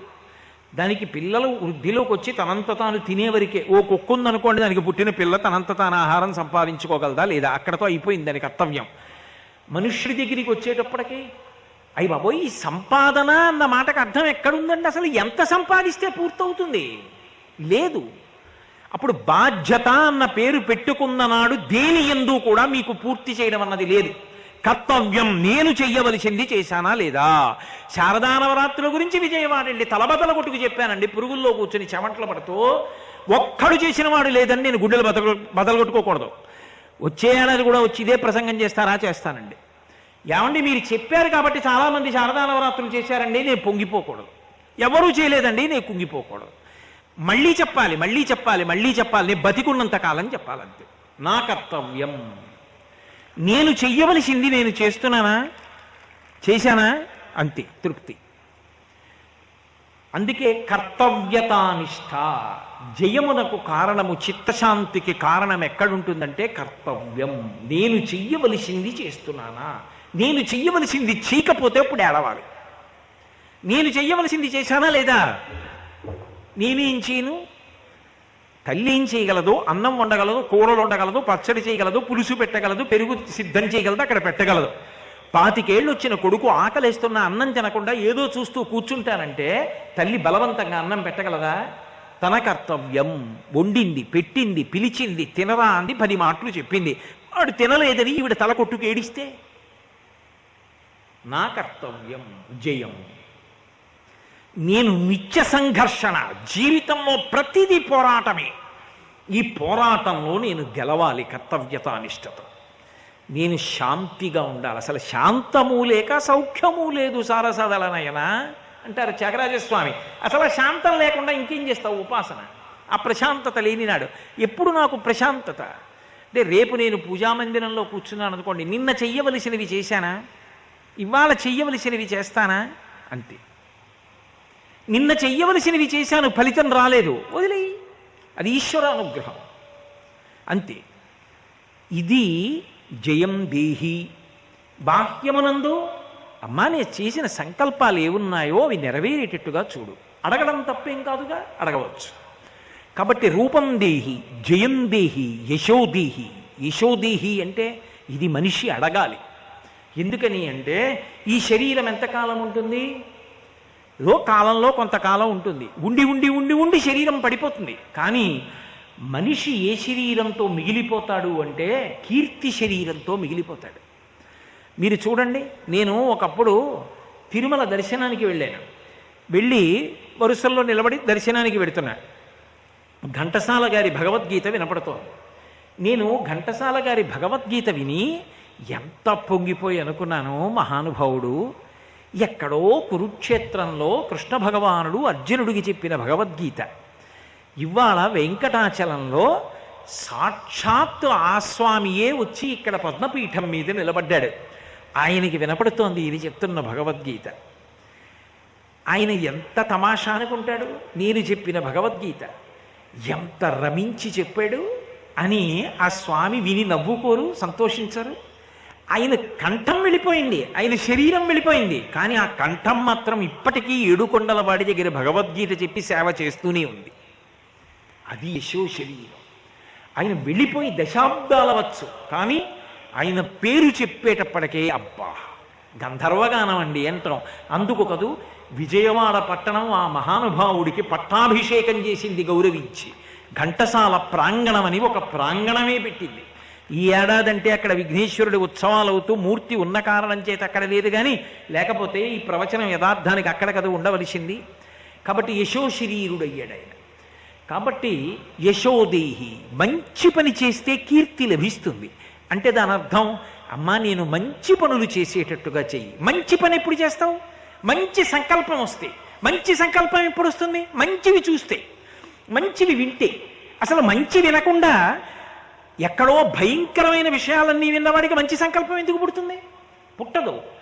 అందుకని మంచివి వినాలి, మంచివి చూడాలి, మంచివి తినాలి, మంచివి ముట్టుకోవాలి, మంచివి వాసన చూడాలి, మంచి ఆలోచన రావాలి, మంచి నిర్ణయం చేయాలి, మంచి పని చెయ్యాలి, దానివల్ల కీర్తి పొందాలి. అలా నన్ను అనుగ్రహించు.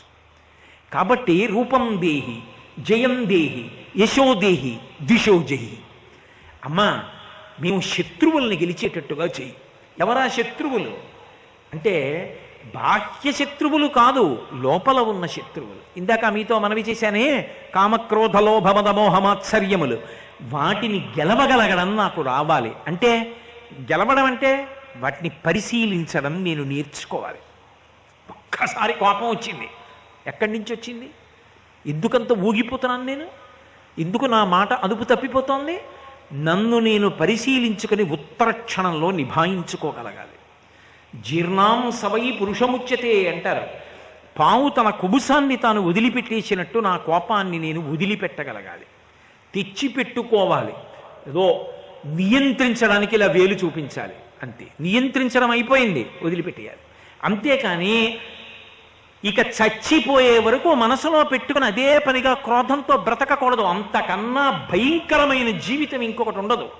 కాబట్టి అలా అమ్మా నేను శత్రువులను గెలవగలిగినటువంటి అవకాశం నాకు కల్పించు. అందుకే ఎవరా దుర్గమ్మ? ఆ దుర్గమ్మయే మహిషాసుర మర్దని, ఎవరో కాదు. ఏమిటి మహిషాసుర మర్దనం? ఎప్పుడో మహిషాసురుణ్ణి మర్దించిందా? ఇప్పటికీ దేవీ నవరాత్రులా? ఎందుకండి ఇది? ఎప్పుడో జరిగిపోయింది, ఓసారి తలుచుకుని వదిలిపెట్టేస్తే సరిపోదా? ఎందుకు అలా చేస్తూ ఉండడం? అంటే మీరొక్కటి బాగా జ్ఞాపకం పెట్టుకోండి, మహిషాసురుడనేటటువంటి వాడు ఒక రాక్షసుడిగా భౌతికంగా అంతరించిపోయి ఉండవచ్చు, కానీ ఆ రాక్షస ప్రవృత్తి మాత్రం ఇప్పటికీ లోకంలో బ్రతికుంటుంది. ఆ మహిషాసురుడు చచ్చిపోవాలి. ఎవరా మహిషాసురుడు? అంటే మహిషాసురుడు రంభాసురుడి యొక్క కొడుకు. ఆయన బ్రహ్మగారి గురించి తపస్సు చేశాడు. అసలు తండ్రే ముందు తపస్సు చేసి 3 లోకములు గెలవగలిగిన మహావీరుడు నాకు కొడుకుగా కావాలన్నాడు. అటువంటి వాడు పుట్టాడు. ఉన్నది చాలదన్నట్టుగా ఈయన తపస్సు చేశాడు. ఏం కావాలన్నాడు బ్రహ్మగారు? నేను ఎవ్వరి చేతిలో చనిపోకూడదన్నాడు. ఎవ్వరి చేతిలో చనిపోకూడదన్న వరం ఎందుకు అడగాలి? అంటే శరీరం ఉండాలి. ఉంటే ఏం చేస్తావు? భోగాలు అనుభవిస్తా. భోగాలు అనుభవించాలంటే ఏం చేస్తావు? ఎవడి దగ్గర నీకు నచ్చిందో అది ఎత్తుకొస్తా. అంటే ధర్మం పోతుందా? పోదా? అందుకని బ్రహ్మగారు అన్నారు, అలా కుదరదు. ఏదో ఒక్క స్థానం వల్ల చచ్చిపోతానని అడుగు. అలా అసలు చచ్చిపోనన్నది కుదరదు. ఒక్క ధర్మం కావాలంటే చిరంజీవిత్వం పొందుతాడు. విభీషణుడు ధర్మం కావాలన్నాడు, చిరంజీవి అయ్యాడు. దేనివల్ల చచ్చిపోతావు నువ్వే అడుగన్నాడు. అంటే రావణాసురుడు చూడండి, రామాయణంలో తృణభూతాహితామన్యే ప్రాణినో మానుషాదయ అంటాడు. మనుషుల గురించి నేను అడగను, వాళ్ళు గడ్డి పరకతో సమానం అంటారు. అలా మహిషాసురుడు అన్నాడు, అబల, ఆడది నన్నేం చేస్తుంది? అసలు ఆడదాని చేతిలో చచ్చిపోకూడదన్న మాటే నేను అడగను. అంటే మహిష ప్రవృత్తి ఎందున్న దోషం ఏమిటి అంటే, ఆడది అంటే అబల. ఆడది అన్న మాట నేను వాడినప్పుడు గుండెలు బాదుకుని ఏదో తప్పు మాట వాడేసినట్టుగా బెంగపెట్టుకోకూడదు. ఆడది అన్నది తెలుగు మాట.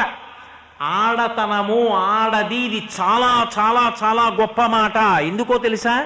ఆడపిల్ల అంటే లక్ష్మి అని గుర్తు.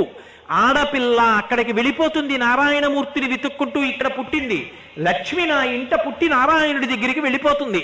ఎందుకు పుట్టింది? నన్ను తరింప చేయడానికి పుట్టింది పిల్ల.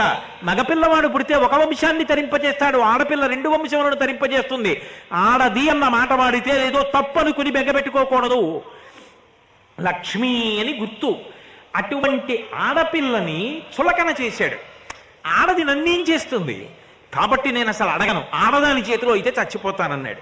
అంటే ఏమిటి? చంపగలదని కాదు, నన్నేం చేస్తుందని. అది మహిష ప్రవృత్తి. ఇవాళ శారదా నవరాత్రులు చెయ్యవలసిన అవసరం ఎంత ఎక్కువ ఉందో ఈ ఒక్క విషయాన్ని బట్టి మీకు అర్థమై ఉంటుంది. ఆ చులకన భావన పనికిరాదు. అసలు ఈ లోకమంతా ఉన్నది అంటే దేని వలన నిలబడింది? కేవలముగా స్త్రీ వలన మాత్రమే నిలబడింది. స్త్రీ తాను ఒకవేళ అగత్యం ఏర్పడితే మరణిస్తానని తెలుసు.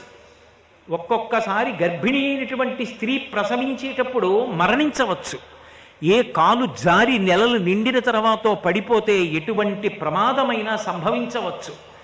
లోపల ఉన్న బిడ్డ కోసం ఎన్నో తినడం మానేయాలి. శారీరకంగా ఎంతో వికారమైనటువంటి రూపాన్ని పొందాలి.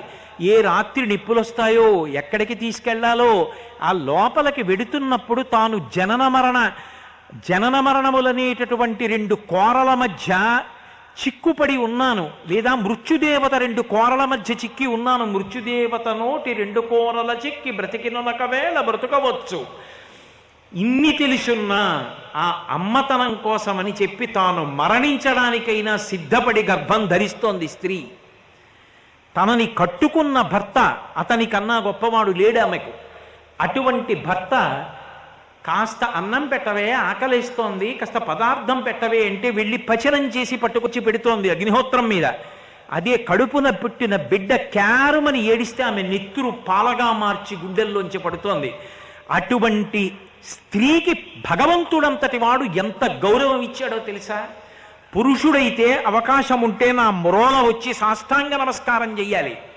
స్త్రీ అవకాశం ఉన్నా, దేవాలయం ఖాళీగా ఉన్నా వచ్చి నా మ్రోల కింద పడి నమస్కారం చెయ్యవద్దు. స్త్రీకి సాష్టాంగ నమస్కారం లేదు. అందుకే శరీరమునందుండేటటువంటి ఏ అవయవము గుండా ఈ సమస్త ప్రాణికోటి ఉత్పత్తి అవుతోందో ఆ అవయవము కాని, శరీరమునకు ఊర్ధభాగమునందున్నటువంటి ఏ 2 స్తనముల చేత ఈ లోకమంతా పోషింపబడుతోందో ఆ స్తనములు కాని నా మ్రోల నేలకి తగలక్కర్లేదు. వాళ్ళు పంచాంగ నమస్కారం చేస్తే చాలు, నాకు సాష్టాంగ నమస్కారం అక్కర్లేదని భగవంతుడంతటి వాడు గౌరవించాడు. అమ్మ అన్న మాటకి వెంకటేశ్వరుడంతటి వాడు అంత కట్టుబడ్డాడు. ఇవాల్టి రోజున కూడా తల్లిగారికి బకుళమాతకి అంత సేవ చేస్తున్నాడు. అమ్మ ఎక్కడో ఉండడం కాదు, అమ్మ చేతి అన్నం తింటానని దేవాలయంలో పెట్టుకుని వంట జరుగుతుంటే కన్నంలోంచి బకుళమాత చూస్తోంది. బకుళమాతని అంత గౌరవించాడు. కృష్ణ భగవానుడు యశోదని అంత గౌరవించాడు. భాగవతం వింటూ పరీక్షిత్ అంతటి వాడు గుండెలు బాధేసుకున్నాడు. జగదీశ్వరునకు చన్నిచ్చు తల్లిగా ఏమి నోము నోచే ఆ యశోద, కన్న తండ్రి నంచు పోషించు తండ్రిగా నందుడేమి చేసే నందితాత్మ అని అడిగాడు. లోకములను రక్షించేటటువంటి పరమాత్మకి పాలిస్తానని ఇవ్వడానికి ఆ తల్లి యశోద ఏ పుణ్యం చేసిందని అడిగాడు. అమ్మా అన్న మాటకి భగవంతుడంతటి వాడు కట్టుబడిపోయాడు. పరిపూర్ణావతారమైన కృష్ణావతారం ఆఖరికి ఆ చల్ల చిలకగా మిగిలినటువంటి తాటి చేత నడుం చుట్టూ కట్టబడి 3 ముళ్ళు వేయించుకున్నాడు. మత్సలేని పరమాత్మ యొక్క నడుం ఒరిసిపోతే దామోదర అని పేరు సంపాదించుకున్నాడు. అమ్మా అన్న మాటకి భగవంతుడే అంత గౌరవాన్ని ఇచ్చాడు. ఇంకా తండ్రి రుణం తీరుతుంది, ఒక యాగం చేస్తే తల్లి రుణం తీరదు. అంత గొప్ప తల్లిగా ఉండగలిగినది ఎవరు అంటే ఒక్క స్త్రీమూర్తి. అక్క చెల్లెలుగా ఉండి అన్నదమ్ముడి యొక్క ప్రేమని నిరంతరం కోరుకునేది, అభ్యున్నతిని కోరుకునేది ఆడపిల్లయే. ఇంటికొచ్చి ఆడపిల్ల పసుపు కుంకాలు పుచ్చుకుని ఒక 70 రూపాయల చీర పెడితే మురిసిపోయి కట్టుకుని వెళ్ళిపోతుంది. ఆ ప్రేమ ఆడపిల్లదే. తన ధర్మపత్నిగా తను పుణ్యకార్యం చేయడానికి, యజ్ఞయాగాదులు చేయడానికి అధికారమును కల్పిస్తున్నది స్త్రీ. చిట్ట చివరికి లోకంలో ఎవరైనా దీర్ఘకాలం బ్రతికుండాలనుకుంటారు. తన బిడ్డడి కోసం ఒక మాట అమ్మంటుంది, నాన్న నీ చచ్చిపోయినా పర్వాలేదురా, నా ఆయుర్దాయం పోసుకు బ్రతుకు అనగలిగినది స్త్రీ ఒక్కతే. అమ్మ మాత్రమే అంటుంది. ఆయన చేతిలో నేను వెళ్ళిపోవాలంటుంది, కానీ ఆయన వెళ్ళిపోవాక నేను బ్రతకాలని ఏ స్త్రీ కోరుకోదు. ఇది అనగలిగినది స్త్రీ ఒక్కతే. స్త్రీ కన్నా గొప్ప శాంతి స్థానం పురుషుడికి లేదు. ఇంత గొప్పదైనటువంటి స్త్రీని అంత చులకన భావనతో మాట్లాడి, స్త్రీ అంటే కేవలముగా ఒక భోగ వస్తువు అనుకున్నటువంటి మహిషాసురుడు ఆనాడు మరణించి ఉండవచ్చు, కానీ ఆ మహిష ప్రవృత్తి బ్రతికుంది సమాజంలో. అది ఎప్పుడెప్పుడు పెరుగుతోందో అప్పుడప్పుడు దాన్ని పీచమడచవలసినది అమ్మవారే. ఇటువంటి తప్పు భావనలు నా యందు రాకుండుగాక. మాతృవత్పరదారేషు, ఒక స్త్రీ తాను ఏ వేదిక మీద ఎక్కడ ఎలా కనపడినా 10 మంది యందు మాతృభావన కలిగేటట్టుగా నేను కనపడాలన్న భావన వారు పొందాలి. ఏ స్త్రీని చూసినా నా యందు మాతృభావన కలగాలని పురుషుడు ఆలోచించాలి. అలా ఇవ్వగలిగిన తల్లి ఎవరు అంటే ఆ అమ్మ దుర్గమ్మ. అందుకని అర్గళా, అది ద్విషోజహి, అది మహిష ప్రవృత్తి. అందుకనే మహిషాసుర మర్దనం జరిగిన 9 రోజులు శారదా నవరాత్రులుగా ఉపాసన చేసి మొట్టమొదట మహాకాళీ ఉపాసనగా 3 రోజులు దుర్గమ్మని ఉపాసన చేస్తారు. అంతేనా? మౌఢ్యం. మీరు చూడండి, లోకంలో మూర్ఖుడు ఉంటాడు, మూఢుడు ఉంటారు. మూఢుడికి చెప్పచ్చు, మూఢుడికి తెలియదు. తెలియక ఏదో తప్పు మాట మాట్లాడతాడు. కానీ మీరు పిలిచి, అదేమయ్యా అలా మాట్లాడావు, తప్పు కదా, నీకు తెలియదా అని అడిగారనుకోండి, అని చెప్పారనుకోండి, వెంటనే ఆయన క్షమాపణ చెప్పి, నిజమే నేను అలా మాట్లాడకుండా ఉండవలసింది అంటాడు. అది మూఢుడి యొక్క లక్షణం. అందుకే మూఢుడికి చెప్తారు. శంకర భగవత్పాదులు భజగోవింద స్తోత్రం చేసినప్పుడు, మూఢజహీహి ధనాగమ తృష్ణ కురు సద్బుద్ధిం మనసి వితృష్ణ భజ గోవిందం భజ గోవిందం గోవిందం భజ మూఢమతే అని మూఢమతే అని మూఢుణ్ణి పిలిచి చెప్పారు. మూర్ఖుడికి చెప్పకూడదు. భర్తృహరి అంటాడు, మకరముకాంతరస్తమగుమానికమున్ పెకలింపవచ్చు, మాయక చలదుర్నికానికరమైన మహోదటి దాటవచ్చు, మస్తకమల భూదండవలి సర్పమునైన భరింపవచ్చు. కానీ పొరపాట్న కూడా మూర్ఖుడి దగ్గరికి వెళ్ళి మాత్రం ఏమీ చెప్పకూడదు. ఎందుకో తెలుసా? తా పట్టిన కుందేలుకు 3 కాళ్ళు. తానన్నదే సత్యం అంటాడు తప్ప, ప్రాణం పోయినా ప్రపంచం అంతా చెప్పినా వాడు మాత్రం అవతలవాడు మంచివాడనో లేకపోతే అవతలవాడి యందు దోషం లేదనో వాడు అంగీకరించలేడు. ఆ మూర్ఖత్వం కన్నా ప్రమాదకరమైన లక్షణం ప్రపంచంలో ఇంకొకటి ఉండదు. కాబట్టి అమ్మా నాకు ఒకరు చెప్తే వినే గుణం రావాలి. అసలు నిజంగా మనుష్యుడు అన్నవాడు కానీ విద్వాంసుడు పండితుడు జీవితంలో ఎదిగినవాడన్న మాటకు అర్థం ఏమిటో తెలుసా? అవతల వారి పేరు చెప్పగానే నీకు ఏదో ఒక మంచి గుణం జ్ఞాపకానికి రావాలి. అసలు ఒక్క చెడ్డ గుణం లేనివాడు ఎవడుంటాడండి లోకంలో? ఒక రోజంటేనే చీకటి పగలవు. ఒక మనిషి అన్న తర్వాత కొన్ని చెడు గుణాలు ఉండొచ్చు, కొన్ని మంచి గుణాలు ఉండొచ్చు.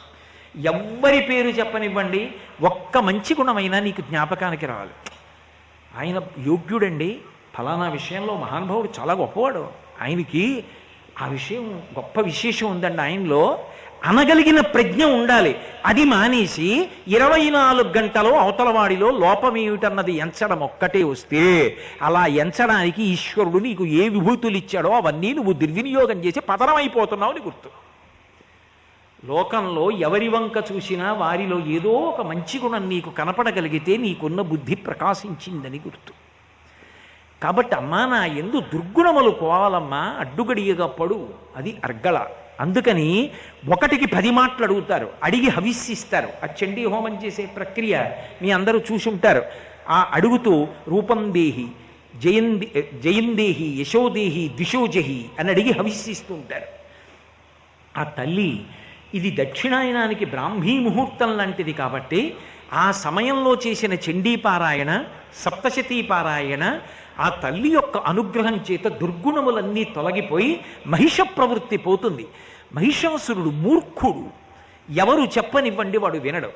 నేనే గొప్పవాణ్ణి, మిగిలిన వాళ్ళందరూ ఎందుకు పనికి మాలిన వాళ్ళు, నా అంత గొప్పవాడు లోకంలో ఎక్కడుంటాడు? ఈ భావన ఎక్కడ కలిగిందో, ఎవరి యందు స్త్రీ పట్ల చులకన భావన పొంది ఉంటారో వాడే మహిషాసురుడు. వాడు ఏ రూపంలో ఉండనివ్వండి, ఎలా బట్ట కట్టుకోనివ్వండి, ఎలా ఉండనివ్వండి, ఏం చెప్పనివ్వండి, లోపల మాత్రం మహిష ప్రవృత్తియే ఉన్నది. ఇవాళ వాడికి కొమ్ములు లేవు, వాడు దున్నపోతులా కనపట్టం లేదు, కానీ ప్రవృత్తి మాత్రం మహిష ప్రవృత్తి. ఈ మహిష ప్రవృత్తి పోవాలి, మనిషిగా బ్రతకాలి. శారదా నవరాత్రుల మొదటి 3 రోజులు ఆ మహాతల్లి యొక్క పాదములు పట్టుకుని ఉపాసన చెయ్యి. కాలుతున్న కట్టెలోంచి నీరు వెనక నుంచి పోయినట్టు దుర్గుణములు రాలిపోతాయి నీలో నుంచి. మహిష ప్రవృత్తి పోయి మనుష్య ప్రవృత్తి నీలో కలుగుతుంది. అందుకని మొదటి 3 రోజులు ఆ తల్లి యొక్క ఉపాసన చేస్తారు. ఇవాళ సమాజంలో ఎంత అవసరమో మీ అందరికీ తెలుసు, ఇక నేను అంతకన్నా స్పష్టంగా చెప్పక్కర్లేదు.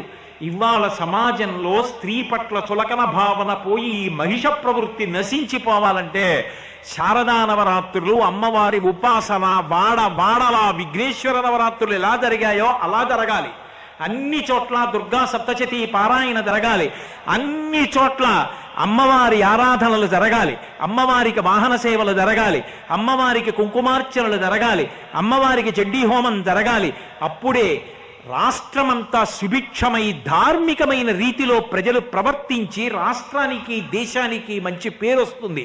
అందుకే మొదటి 3 రోజులు మహాకాళీ స్వరూపాన్ని ఉపాసన చేస్తారు. 3 రోజులు దాటాక 4, 5, 6 రోజులలో మహాలక్ష్మీ స్వరూపాన్ని ఉపాసన చేస్తారు.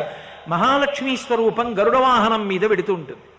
ఆ తల్లి రక్తాంబరాం రక్తవర్ణాం అని ఎర్రటి బట్టలు కట్టుకుని ఎర్రటి రంగులో ఉంటుంది. ఎర్రటి పూల చేత, మారేడు దళాల చేత పూజింపబడుతుంది. అటువంటి తల్లి సుగుణములనిస్తుంది.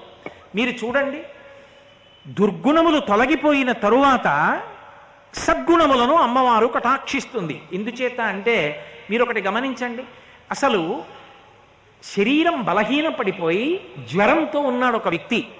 బలంగా అతను 100 మీటర్ల దూరం పరిగెత్తడానికి పాల్గొనడానికి బలానికి మందిస్తే వెళ్ళగలడా? పడిపోతాడు. ముందు జ్వరం తగ్గాలి. జ్వరం తగ్గిపోయిన తర్వాత శరీరం బలపడడానికి ఔషధం ఇవ్వాలి. అలా ముందు దుర్గుణములు పోవడానికి మొట్టమొదట మహాకాళీ ఉపాసన చెయ్యాలి.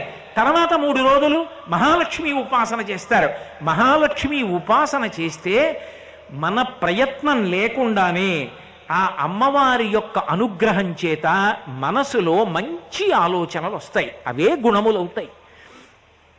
ఓర్పుతో ఉండడం, 10 మంది గురించి మంచిగా ఆలోచన చెయ్యడం, నేనొక్కడిని బాగుపడ్డం కాదు, నాతో పాటు 10 మంది బాగుపడాలి అని కోరుకోగలిగినటువంటి త్యాగబుద్ధి, నోరుంది కదా అని అదే పనిగా వదరి మాట్లాడడం కాదు, సంయమనంతో మాట్లాడగలిగినటువంటి మంచి లక్షణం, ఇవన్నీ దేని చేత వస్తాయి అంటే కేవలముగా ఆ తల్లి యొక్క అనుగ్రహముగా సుగుణములు ప్రకాశిస్తాయి. అందుకే మిగిలిన 3 రోజులు మహాలక్ష్మి ఉపాసన చేస్తారు. ఆ తర్వాత 3 రోజులు 7, 8, 9 రోజుల్లో సరస్వతి ఉపాసన చేస్తారు, మహాసరస్వతి ఉపాసన. అందుకే వాటికి సరస్వతి పూజ, శారదా నవరాత్రులు అని పేరు. మహాసరస్వతి స్వరూపం ఏం చేస్తుంది? వివేకాన్ని ఇస్తుంది. సరస్వతీ పూజలు అని చేస్తారు. ఆ సరస్వతీ పూజ అనేటటువంటి మాటని చాలా చాలా జాగ్రత్తగా అర్థం చేసుకోవాలి. సరస్వతీ పూజ అంటే అది కేవలము విద్యార్థుల వరకు మాత్రమే పరిమితము అని అనుకుంటుంటారు. కాదు, ఆయుధ పూజ. సరస్వతీ పూజ అంటే ఆయుధ పూజ. ఆయుధము అంటే ఏదో యుద్ధానికి వెళ్ళేవాడు పట్టుకునేటటువంటి కత్తో, లేకపోతే రక్షక భటులు పట్టుకునేటటువంటి తుపాకీయో, దేశ సరిహద్దుల్లో ఉండేటటువంటి సైన్యమో మొదలైన వారు పట్టుకునేటటువంటి ఆయుధములో వాళ్ళు పూజ చేయాలి. కానండి మా దగ్గర ఆయుధాలే ఉంటాయి, మాకేం పూజ అని అనుకోకూడదు. నీ నుండి సరస్వతి ప్రకాశము బయటికి రావడానికి నీ యందు ఆ తల్లి ఏ రూపంలో కూర్చుని విభూతినిచ్చి నీకు కీర్తినిస్తోందో, నీ జీవితం ఒబ్బిడవుతోందో, నువ్వు పోషించుకుంటున్నావో కుటుంబాన్ని, ఆ విభూతికి ఆధారమైన వస్తువుని తీసుకొచ్చి పెట్టి పూజ చెయ్యడం ఆయుధ పూజ. ఉదాహరణకి ఒక రైతు ఉన్నాడు అనుకోండి. ఒక రైతు 6 కాలం కష్టపడి భూమిని దున్ని పంట పండించకపోతే మనకు అన్నం ఎక్కడిది? ఆ రైతుకి ఆయుధమేమి? నాగలి. పంట కోసేటటువంటి వాళ్ళు ఉంటారు, వాళ్ళు కోతల సమయంలో వెళ్ళి కోతలు కోస్తారు, వాళ్ళకు ఆయుధమేమి? కొడవలి. వాళ్ళు అంత ఒబ్బిడిగా కూర్చుని ఒక్క 10 నిమిషాలు మనం ఒంగోలేము. వాళ్ళు పొద్దున్న వెళ్ళిన వారు రాత్రి వరకు ఒంగుని ఆ మొక్కలు పట్టుకుని కొడవళ్లతో కోసి ఒబ్బిడిగా పక్కన కుప్పలు నూరుస్తూ ఉంటారు. అలా వాళ్ళలో ఉన్న శక్తి బయటికి రావడానికి వాళ్ళకి కొడవలి. ఒక ఇంటి ఇల్లాలు ఉందనుకోండి, ఇంటి యజమాని పిల్లలు కడుపు నిండా తిని ఆరోగ్యంగా ఉండడానికి ఆమె చేసేటటువంటి వంటకి సాధనం ఆమె చేతి గరిటె. ఒక శిల్పి ఉన్నాడనుకోండి, ఆయనకి ఉలి ఆయుధం. ఒక పురోహితుడు ఉన్నాడనుకోండి, పంచాంగం ఆయన యొక్క ఆయుధం. ఓ ప్రవచనం చేసేవాడు ఉన్నాడనుకోండి, రామాయణ భారత భాగవతాలు ఆయన ఆయుధాలు. ఆయుధాలంటే ఏవి ప్రతిరోజు స్మరిస్తుంటాడో, దేనివల్ల కీర్తి పొందాడో, దేనివల్ల ప్రభావితుడయ్యాడో అది ఆయన ఆయుధం. ఒక కార్యాలయంలో పనిచేసేటటువంటి వాడికి ఆయన చేతి కలం ఆయనకు ఆయుధం. ఇప్పుడు దేని వలన మీరు ప్రయోజనాన్ని పొందుతున్నారో, దేని వలన ఉన్నతిలోకి వచ్చారో, దేని వలన కుటుంబాన్ని పోషించుకుంటున్నారో, దేని వలన కీర్తి పొందుతున్నారో దాన్ని ఆయుధంగా భావన చేస్తారు. చేసి అమ్మవారి మ్రోల ఉంచి, అమ్మ దీని యొక్క అనుగ్రహముగా నా యందు ప్రవేశించి విభూతిని వర్షించి నేను మరింత కీర్తిని పొంది నా కుటుంబాన్ని పోషించి ధార్మికంగా వృద్ధిలోకి వచ్చేటట్టుగా నన్ను అనుగ్రహించు అని ఆ వస్తువులను అక్కడ పెట్టి పూజ చెయ్యడం ఆయుధ పూజ అంటారు. అందుకే పిల్లలు చదువుకునేటటువంటి పుస్తకాలు, వ్రాసుకునేటటువంటి పుస్తకాలు, కళాలు దగ్గర నుంచి పెద్దవాళ్ళు వాడేటటువంటి వస్తువుల వరకు తీసుకొచ్చి అక్కడ పెట్టి పూజించి అమ్మవారి యొక్క విభూతి ఆ వస్తువులోకి ప్రవేశించి ఆ వస్తువుని ఉపయోగించడం ద్వారా నేను మంచి కీర్తిని పొందాలి. నేను అధికారిని అనుకోండి, నేను కలంతో పెట్టేటటువంటి సంతకం వల్ల కొన్ని కోట్ల మందికి మంచి ఉన్నతి లభించవచ్చు, ఉపకారం జరగవచ్చు. నేను మంచి పనికి సంతకం పెట్టగలగాలి, దానివల్ల శాశ్వతమైన కీర్తి మూట కట్టుకోవాలి. ఈ కలం గుండా నాకు అటువంటి విభూతిని కటాక్షించు. కళాన్ని ఆయుధంగా పెడతాడు, పెట్టి సరస్వతీ పూజ చేస్తారు. ఈ సరస్వతీ పూజ అని నేను అన్నప్పుడు మహాసరస్వతీ స్వరూపం ఇవ్వగలిగినది ఏది అంటే వివేకం. పై హద్దులో ఆవిడ ఏమిస్తుంది అంటే నిత్యానిత్య వస్తు వివేకం ఇస్తుంది. ఏది శాశ్వతమైన వస్తువు, ఏది అశాశ్వతమైన వస్తువో తెలియచేస్తుంది. ఈ శరీరము కాదు సత్యం, ఆత్మ సత్యం. ఇది ఎరుకలోకి వచ్చేటట్టుగా చేసి ఇక మళ్ళీ పుట్టవలసిన అవసరం లేని స్థితిని కూడా తల్లిస్తుంది. ఇప్పుడు శారదాస్వరూపం దగ్గరికి వెళ్ళేటప్పటికీ, చివరి 3 రోజులకు వెళ్ళేటప్పటికీ ఏం తెలుస్తుంది? యథార్థానికి నేను ముందు 3 రోజులలో చెప్పిన మహాకాళి, తర్వాత 3 రోజులలో చెప్పిన మహాలక్ష్మి, ఈ చివరి 3 రోజులలో చెప్పిన మహాసరస్వతి వేరు కాదు, ఒక్కటే. ఆ ఒక్క రూపమే మొదటి 3 రోజులలో దుర్గుణాన్ని తీసింది. ఆ తల్లే తర్వాత ఉత్తమ గుణాలు ఇచ్చింది. ఆ తల్లే తర్వాత వివేకం ఇచ్చింది. ఆ ఒక్క వైద్యుడే నేను జ్వరంతో వెళ్ళినప్పుడు ముందు జ్వరం పోవడానికి మందిచ్చాడు ఆ వైద్యుడే, తర్వాత నేను బాగా బలం పుంజుకోవడానికి మందిచ్చాడు ఆ వైద్యుడే, నా మనసు నిలబడకపోతే ఎలా నిలబెట్టాలో నాకు బాగా మంచి మాటలు చెప్పి నేను చదువుకుని ఉన్నతిలోకి రావడానికి కారణమయ్యాడు. ఒక్క వైద్యుడే 3 పనులు చేసినట్టు ఆ ఒక్క అమ్మవారే 3 రూపాలు పొందిందమ్మ. జ్ఞానం కలుగుతుంది. అప్పుడు అభేదం, అప్పుడు భేదం ఉండదు. ఇంకా భేద బుద్ధి నశించిపోతుంది. లేకపోతే ఒకటిలోకి ఎలా పెడతారు? అసలు ఇక అది జ్ఞానం ఎలా అవుతుంది? సరస్వతీ కటాక్షం ఎలా అవుతుంది? అందుకే ఇప్పటికీ మన వాళ్ళు అన్ని చోట్ల ఒక కీర్తన పాడుతుంటారు. ఆ కీర్తనలో సరస్వతీదేవిని పిలుస్తున్నారా, లక్ష్మీదేవిని పిలుస్తున్నారా, లేకపోతే అసలు పార్వతీదేవిని పిలుస్తున్నారా అనేటటువంటిది చెప్పడం మొట్టమొదట కొంచెం కష్టమా అన్నట్టుగా ఉంటుంది ఆ కీర్తన. మీరు చూడండి, వరవీణా మృదుపాణి వనరుహలోచను రాణి సురుచిర బంబర వేణి సురనుత కళ్యాణి, అలాగే నిరుపమ శుభ గుణలీల నిరుపమ శుభ గుణలోల నిరత దయాప్రదశీల వరదాప్రియ రంగనాయకి వాంఛిత ఫలదాయకి. అటువంటి తల్లి సరసిజాసన జనని జయ జయ జయ జయ జయ 5 మాటలు చెప్పి మళ్ళీ మొదటి పల్లవి పాడతారు. అక్కడికి వచ్చేటప్పటికి వరవీణా మృదుపాణి అంటారు. మీరు ఆ కీర్తన జాగ్రత్తగా పరిశీలించండి. అది ఎవరు మీకు చెప్పారు? వరవీణా మృదుపాణి, మృదువైన చేతులతో ఆమె వీణ పట్టుకుంది. వరవీణ మృదుపాణి వనరుహలోచను రాణి, తామర పువ్వుల వంటి కన్నులు కలిగిన వాడికి భార్య. వనరుహలోచను రాణి సురుచిరబంబర వేణి, ఆమె యొక్క జుత్తులోంచి సువాసనలు వస్తుంటాయి. పువ్వుల్లోంచి కాదు, జుత్తులోంచి. ధునోతుధ్వాంతం నస్తులిత దళితేందీవరవనం ఘనస్నిగ్ధశ్లక్షణం చికురనికరంబం తవ శివే యదీయం సౌరభ్యం సహజముపలబ్ధం స్వనసో వసంతస్మిన్ మన్యే వలమధన వాటి విటపినాం అంటారు శంకర భగవత్పాదులు. అమ్మవారి యొక్క జుత్తులోంచి సువాసనలు వస్తాయి. కాబట్టి సురుచిరబంబర వేణి సురనుత కళ్యాణి, దేవతల చేత కీర్తింపబడినటువంటి కళ్యాణ గుణములకు ఆలవాలమైన తల్లి. ఎవరు? ఏమో ఇప్పటివరకు ఏమైనా తెలుసుకోవడానికి అందిందా? అందలేదు. సురనుత కళ్యాణి, నిరుపమ శుభ గుణలోల, పోల్చడానికి వీలు లేనంత మంచి శుభప్రదమైనటువంటి గుణములను ఇవ్వగలిగిన తల్లి, గుణముల యందు క్రీడించేటటువంటి తల్లి. నిరుపమ శుభ గుణలోల నిరత దయాప్రదశీల, నిరత ఎప్పుడు దయని వర్షించేటటువంటి తల్లి. నిరత దయాప్రదశీల వరదాప్రియ రంగనాయకి. వరదాప్రియ అంటే వరదరాజస్వామి వారి యొక్క ప్రియురాలు. ఎక్కడుంటారు వరదరాజస్వామి? కంచిలో ఉంటారు. కంచిలో వరదరాజస్వామి వారి యొక్క ఇల్లాలు ఎవరు?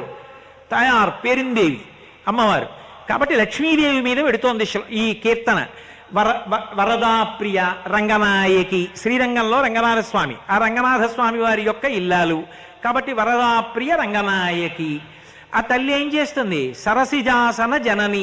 సరసిజము అంటే తామరపువ్వు. తామరపువ్వు ఆసనంగా కలిగిన వాడు బ్రహ్మగారికి తల్లి. ఎందుకంటే విష్ణుమూర్తి యొక్క నాభకిమలంలోంచి బ్రహ్మగారు పుట్టారు కాబట్టి విష్ణుమూర్తి యొక్క ఇల్లాలైనటువంటి లక్ష్మీదేవి బ్రహ్మగారికి తల్లి కాబట్టి లక్ష్మీదేవి. సరిపోయింది. జయ జయ జయ జయ జయ. జయ అన్న మాటకు అర్థం లక్ష్మీదేవి యొక్క కటాక్షం. కాబట్టి ఈ కీర్తనలో ఎవరిని ప్రార్థన చేస్తున్నారు? నిజానికి లక్ష్మీదేవిని ప్రార్థన చేస్తున్నారు అనాలి నేను. కానీ మొట్టమొదటి మాట వరవీణ మృదుపాణి, వీణ పట్టుకున్న మృదువైన చేతులున్నది. వీణ పట్టుకుని లక్ష్మీదేవి ఉన్నది అని ఎక్కడుంది శాస్త్రంలో? అంటే ఇప్పటికీ మీరు విశాఖపట్నం వెడితే విశాఖపట్నంలో అన్నంరాజు వారు నిర్మించినటువంటి దేవాలయం ఒకటి ఉంది. అందులో శ్రీ మహావిష్ణువు ఇంకా శయనానికి వెడుతుంటే అమ్మవారు చేత్తో వీణ నిలువుగా పట్టుకుని వాయిస్తూ ఉంటుంది. అందుకని లక్ష్మీదేవి కూడా వీణ పట్టుకుంటుంది. కాబట్టి ఈ కీర్తన ఎవరి పరం? లక్ష్మీదేవి పరంగా చెప్పినటువంటి కీర్తన. కానీ అది లక్ష్మీదేవి పరంగా చెప్పిన కీర్తన కాదు, సరస్వతీదేవి పరంగా చెప్పిన కీర్తన. ఎందుకో తెలుసా? వరవీణ మృదుపాణి, వీణ పట్టుకునేది సరస్వతీదేవి అందరికీ తెలుసు. సరసిహ ఏదో వరవీణ మృదుపాణి వనరుహలోచను రాణి, బ్రహ్మగారి కళ్ళు తామర పువ్వుల్లో ఉంటాయి కాబట్టి తామర పువ్వుల వంటి కళ్ళున్న బ్రహ్మగారి యొక్క ఇల్లాలు. వనరుహలోచను రాణి సురుచిరబంబర వేణి, సరస్వతీదేవి యొక్క జుత్తులోంచి కూడా సువాసనలు వస్తాయి అమ్మవారు కాబట్టి సురుచిరబంబర వేణి. సురనుత కళ్యాణి, దేవతలు పొగిడేటటువంటి సుగుణములకు ఆలవాలమైనది. నిరుపమ శుభ గుణలోల, సరస్వతీదేవి యొక్క శుభప్రదమైన గుణముల గురించి వర్ణించగలిగిన వాడెవరు? అన్ని గుణములు కలిగినటువంటి తల్లి. నిరత దయాప్రదశీల, అపారమైనటువంటి దయ కలిగినటువంటి తల్లి. వరదాప్రియ, ఇందాక ఏమన్నాను? వరదరాజస్వామి వారి యొక్క ప్రియురాలన్నాను. మరి ఇప్పుడు ఎలా? వరదాప్రియ అంటే వరదా ప్రియ, వరములను ఇవ్వడంలో చాలా ఇష్టమైన తల్లి. సరస్వతీదేవికి వరాలు ఇవ్వడం అంటే చాలా ఇష్టం. కాళిదాసు గారికి కవిత్వం ఇచ్చేలా వెంటనే బీజాక్షరాలు రాసి, కాబట్టి ఆ తల్లి వరదా ప్రియ, వరములను ఇవ్వడంలో అత్యంత ప్రేమ కలిగినటువంటి తల్లి. అసలు వరాలు ఇవ్వడం ఆవిడికి ప్రియమైన విశేషం. అందుకని వరదా ప్రియ. రంగనాయకి, రంగనాయకి అంటే రంగనాథస్వామి ఇల్లాలని కాదు, రంగస్థలానికి నాయకి. మీ అందరూ కింద కూర్చొని ఇంత పెద్ద రంగస్థలం వేసి నన్ను తీసుకొచ్చి ఇక్కడ ఎందుకు కూర్చోబెట్టారు అంటే, నేనేదో శారదా నవరాత్రుల గురించి 4 మాటలు చెప్తానని నన్ను తీసుకొచ్చి ఇక్కడ కూర్చోబెట్టారు. సరస్వతీదేవి పలకకపోతే నాకు ఇక్కడ రంగస్థలం మీద కూర్చొని అధికారం ఎక్కడుంది? అందుకని రంగస్థలం మీద కూర్చోవడానికి అధికారములు కటాక్షించేటటువంటి ఓ సరస్వతీదేవి, నువ్వు రంగనాయకి. వరదాప్రియ రంగనాయకి. సరసిజాసన జనని, ఇందాక అయితే తామర పువ్వులో కూర్చునే బ్రహ్మగారికి ఇల్లాలన్నాను. సరసిజాసన ఇప్పుడు విడదీయండి. తామర పువ్వులో కూర్చునేది జనని, లోకములకు తల్లి. జయ జయ జయ జయ జయ, 5 మాటలు జయ. జయ శబ్దం సరస్వతీదేవికి కూడా అన్వయం. కాబట్టి ఇప్పుడు అది సరస్వతీదేవా లక్ష్మీదేవా? మళ్ళీ ఇదే కీర్తనని నేను కదలికలుగా అన్వయం చేశాను అనుకోండి, పార్వతీదేవి.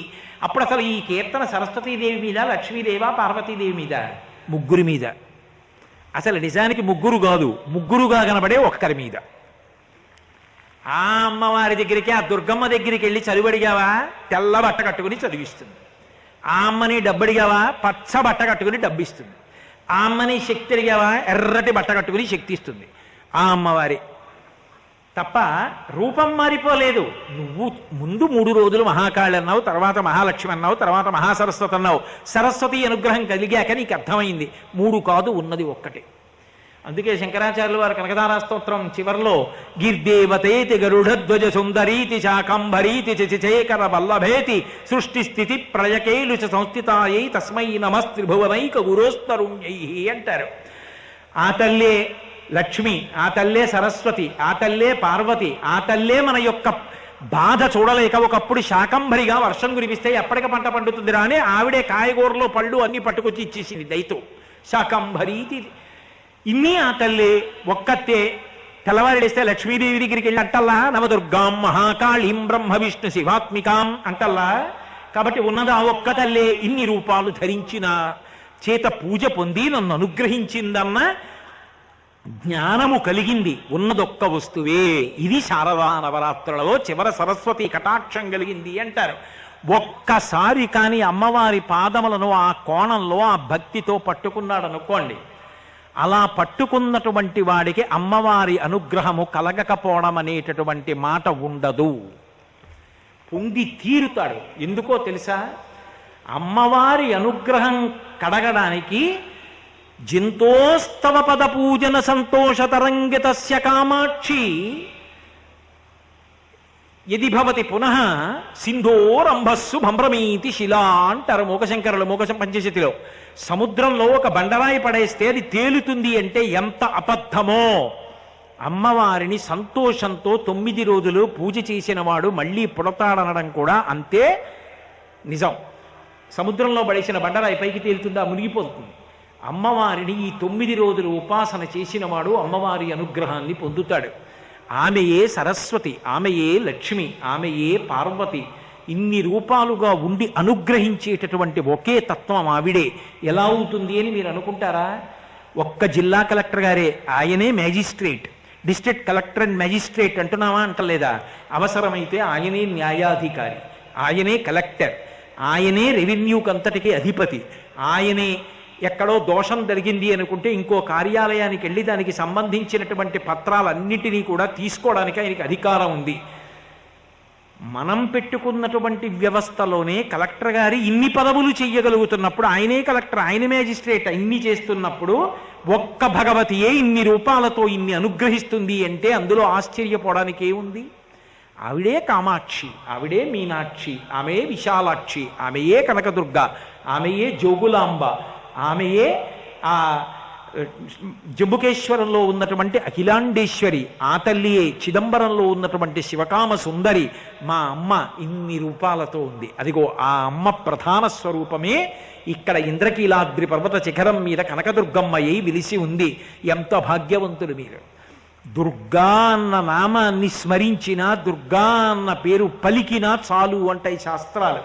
అటువంటిది దుర్గమ్మ ఛత్రఛాయలలో కొండమించి తల్లి చూస్తూ ఉండగా ఇక్కడ నివసించగలుగుతున్నారు. మీది కాదు భాగ్య విశేషం. అందుకే ఆ తల్లి ఎంత శక్తివంతురాలు అంటే, పరిపాలన అంతా నాకను సన్నల్లోనే జరగాలని మహారాజ్ఞి రాజధానినే ఇక్కడికి తెచ్చేసుకుంటోందే. ఆమె ఎంత శక్తివంతురాలు అనడానికి ఇంకింతకన్నా నిదర్శనమే ఉంది. ఆమె కనుసన్నలలో గోదావరిని కృష్ణలో కలుపుకుందే. ఇంతకన్నా గొప్పతనమే ఉంది. భారతదేశంలో ఎక్కడా జరగని రీతిలో జరిపించుకుందే. ఇంకా ఆవిడ శక్తికి హద్దెక్కడుంది? ఆ తల్లి కానిదే ఉంది. గిరామాహుర్దేవి ద్రుహిణగిరిణ గృహిణీ ఆగమ విదోహో అంటారు శంకరాచార్యులు వారు. హరేహ పత్నీం పద్మాం హరసహచరీ మద్రినిలయాం తురీయా కాపిత్వం దురధిగ నిస్సీమ మహిమ మహామాయా విశ్వం భ్రమయసి పరబ్రహ్మ మహిషి అంటారు. ఆ తల్లియే పార్వతి, ఆ తల్లియే లక్ష్మి, ఆ తల్లియే సరస్వతి, ఆ తల్లియే మహామాయాస్వరూపం. భక్తితో ఆవిడ వైపు తిరగనంత కాలం ఇంద్రియ లౌల్యంతో నానా సుఖాల కోసం వెంపర్లాడతాడు. ఒక్కసారి ఆవిడ అనుగ్రహం కలిగిందా? శారదానవరాత్రులలో ఆవిడ వంక చూశాడా? చండీహోమం చేశాడా? దుర్గా సప్తశతీ పారాయణ చేశాడా? కనీసంలో కనీసం చండీహోమంలో పాల్గొని సప్తశతీ పారాయణ జరుగుతుండగా విన్నాడా? అమ్మవారిని ఇంత కుంకం ఆవిడ పాదాల మీద వేసి అర్చించాడా? ఆ తల్లి అనుగ్రహానికి పరిపూర్ణంగా పాత్రవుతాడు. సువాసిన్యర్చన ప్రీత. ఈ లోకంలో అందరికన్నా పెద్ద సువాసిని ఎవరు అంటే ఆ అమ్మే. అందుకు కదూ పోతన గారు, అమ్మలగన్నయమ్మ ముగురమ్మల మూలపుటమ్మ చాలా పెద్దమ్మ సురారులమ్మ కడుపారడి బుచ్చిన యమ్మ తన్నులు నమ్మిన వెల్పుటమ్మల మనంబున ఉండెడి అమ్మ దుర్గమాయమ్మ కృపబ్ధినిచ్యుత మహత్వ కవిత్వ పటుత్వ సంపదల్లన్నారు. అటువంటి అమ్మలగన్నయమ్మ ముగురమ్మల మూలపుటమ్మయ్యి ఆ అమ్మ బ్రహ్మగారికి శక్తి స్వరూపంగా సరస్వతినిచ్చింది. విష్ణువు యొక్క స్థితికారతత్వానికి శక్తి స్వరూపంగా లక్ష్మీదేవినిచ్చింది. ఆమెయే హరుడికి కాళీస్వరూపాన్ని ఇచ్చింది. ఒక్కొక్కరికి ఒక్కొక్క శక్తి స్వరూపాన్ని ఇచ్చి సృష్టి స్థితి లయ అనబడేటటువంటి 3 కార్యములు జరగడానికి ఆవిడ ఆధారభూతురాలైంది. అటువంటి తల్లి యొక్క ఉపాసన ఈ శారదానవరాత్రులలో ఎవరు చేస్తున్నారో వాళ్ళ యందు తమోగుణం రజోగుణం పోయి సత్వగుణం ప్రవేశిస్తుంది. ఆ సత్వగుణం చివరికి శుద్ధ సత్వానికి దారితీస్తుంది. సరస్వతీదేవి హంసవాహనం మీద కూర్చుంటుంది. అందుకే విమలపటి కమలకుటి పుస్తక రుద్రాక్షస్త హస్తపుటి. కుడి చేత్తో అక్షమాల పట్టుకుంటుంది, ఎడం చేత్తో పుస్తకాలు పట్టుకుంటుంది. కుడి చేతిలో పట్టుకున్నదేదో అది ఎడం చేతిలో పట్టుకున్న దానికన్నా గొప్ప అని శాస్త్రమాక్కు. ఎడం చేత్తో పుస్తకం పట్టుకుని కుడి చేత్తో అక్షమాల పట్టుకుంది అంటే దాని అర్థం ఏమిటంటే, ఎన్నో పుస్తకాలు చదవడం కన్నా నువ్వు నేర్చుకున్న ఒక్క మంచి విషయాన్ని ఆచరణలో పెట్టుకోవడం నీ యొక్క ఉన్నతికి కారణం. ఒక్క మంచి విషయాన్ని ఆచరించడం ప్రారంభం చేయి, నువ్వు ఉద్ధరణలోకి వస్తావు. మనసులో మంచి విషయాన్ని తిప్పి ఆచరణలోకి తెచ్చుకోవడం గొప్ప. అందుకే కుడి చేతి వైపు అక్షమాల పట్టుకుంటుంది, ఎడం చేతి వైపు పుస్తకాలు పట్టుకుంటుంది. అటువంటి తల్లి లోకములకు ఏవైనా ఇవ్వగలదు. ఆమె ఇవ్వలేనిదన్నది లోకంలో ఏమీ లేదు. అంత గొప్ప స్వరూపం ఆ దుర్గాస్వరూపం. అంత గొప్ప నవరాత్రులు, 9 రాత్రులు. ఈ 9 రోజులు చెయ్యడం వలన వ్యక్తిగా మనం అభ్యున్నతి పథంలో ప్రయాణం చేస్తాం. అంతేకాదు సమాజ హితానికి కారణమవుతాం. మీకు మొట్టమొదటి ప్రసంగ ప్రారంభంలో మనవి చేశాను. ద్వావృతూ యమదం స్ట్రాఖ్యే నూనం సర్వజనేషు వై. ఈ 2 ఋతువులలో కూడా యమధర్మరాజు గారి యొక్క దంష్టలు బయటికి వచ్చినటువంటి కారణం చేత లోకమునందు అనేకమైన అంటువ్యాధులు ప్రబలేటటువంటి అవకాశం ఉంటుంది. అమ్మవారి యొక్క ఉపాసన చేసిన కారణం చేత లోకములు రక్షింపబడతాయి. మనం చేసిన ఉపాసన చేత మిగిలిన వాళ్ళందరూ కూడా రక్షింపబడతారు. అందుకే ఆమె మనకన్నీ ఇస్తుంది.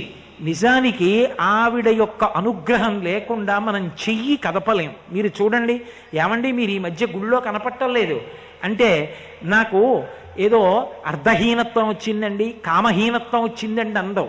శక్తిహీనుండి అయ్యానండి, కాలు చాలా నొప్పిగా ఉంటుంది, కదలలేకపోతున్నానంటాడు. ఆమె లోపల తిరుగుతోంది కాబట్టి ఈ శక్తి ఉన్నది.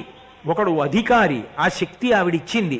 ఒకడు ఉపన్యాసకుడు, ఆ శక్తి ఆవిడిచ్చింది. ఒకడు కవి, రచన చెయ్యగలిగిన శక్తి ఆవిడిచ్చింది. ఒకడు గాయకుడు, పాట పాడగలిగిన శక్తి ఆవిడిచ్చింది. ఒకడు వాద్యం మ్రోగించగలడు, ఆ శక్తి ఆవిడిచ్చింది. అన్ని శక్తులు ఆవిడిచ్చింది. ప్రతి క్షణం 9 రోజులు మొదలుపెట్టిన ఉపాసన చివరికి ఏం కావాలి అంటే మీరు ఏది చేస్తున్నా అమ్మ జ్ఞాపకానికి వస్తుంది. అది చివరి ప్రయోజనం. ఎలా జ్ఞాపకానికి వస్తుందో తెలుసా? శంకరులు సౌందర్యలహరిలో అంటారు, జపో జల్ప శిల్పం సకలమపి ముద్రా విరచన గతి ప్రాదక్షిణ్యాక్రమణమశనాద్యహుతి విధి ప్రణామ సంవేశ సుఖమఖిలమాత్మార్పణ దృశ అని సపర్యాపర్యాయస్తవ భవతు ఎన్మే విలసితం అంటారు. నేను మాట్లాడుతున్నాను అనుకోండి, పూజామందిరంలో ఉండాల్సిన అవసరం ఉండదు. ఉపన్యాసం చెప్తున్నప్పుడు అమ్మా నీ అనుగ్రహం కదా, ఎప్పుడో చదువుకున్న విషయాలు జ్ఞాపకానికి వచ్చాయి. జ్ఞాపకానికి వచ్చిన విషయాలు ఒక క్రమంలోకి వచ్చాయి. క్రమంలోకి వచ్చిన విషయాలు మాట్లాడడానికి వీలుగా ఎక్కడో నా మూలాధార చక్రం దగ్గర ఉన్న వాయువు పైకి లేచి నోటి దగ్గరికి వస్తే నా భావానికి అనుగుణంగా నాలుక కదిలి వాయువుని నొక్కితే సొట్టలబడి అక్షరములు పదములై వాక్యములై పైకొచ్చి ఈయన 2 గంటలు అమ్మవారి గురించి చెప్పాడన్న కీర్తినిచ్చావు. అమ్మా మాట్లాడించిన దానివి నువ్వు. ఈ శక్తి ఆవిడిచ్చింది అన్నప్పుడు ఆ శక్తిని దుర్వినియోగం చేసి అవతల వాళ్ళు బాధపడే మాట మీరు మాట్లాడగలరా? మాట్లాడలేరు. అదే అమ్మవారి యొక్క పూజ. జపో జల్ప శిల్పం సకలమపి ముద్రా విరచన. నేను మాట్లాడుతున్నప్పుడు రకరకాల ముద్రలు పడుతూ ఉంటాను.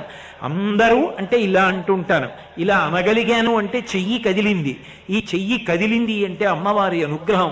చెయ్యి కదలక విద్యుద్ఘాతం తింటున్న వాళ్ళు ఉన్నారు, మందులేసుకుంటున్న వాళ్ళు ఉన్నారు. అమ్మా నీ అనుగ్రహంతో కదులుతున్న ఈ చెయ్యి ఇలా అనడానికి పనికి రావాలి తప్ప, నేనున్నాను బెంగ పెట్టుకోకండి అనడానికి పనికి రావాలి తప్ప, ఇలా చూపించి వైపెట్టడానికి పనికి రాకుండుగాక. ఇప్పుడు నా కదలికలన్నీ పూజ అయ్యి. నేను ఏది తింటున్నా అమ్మా లోపల ఉండి జీర్ణం చేస్తున్న దానివి నువ్వు.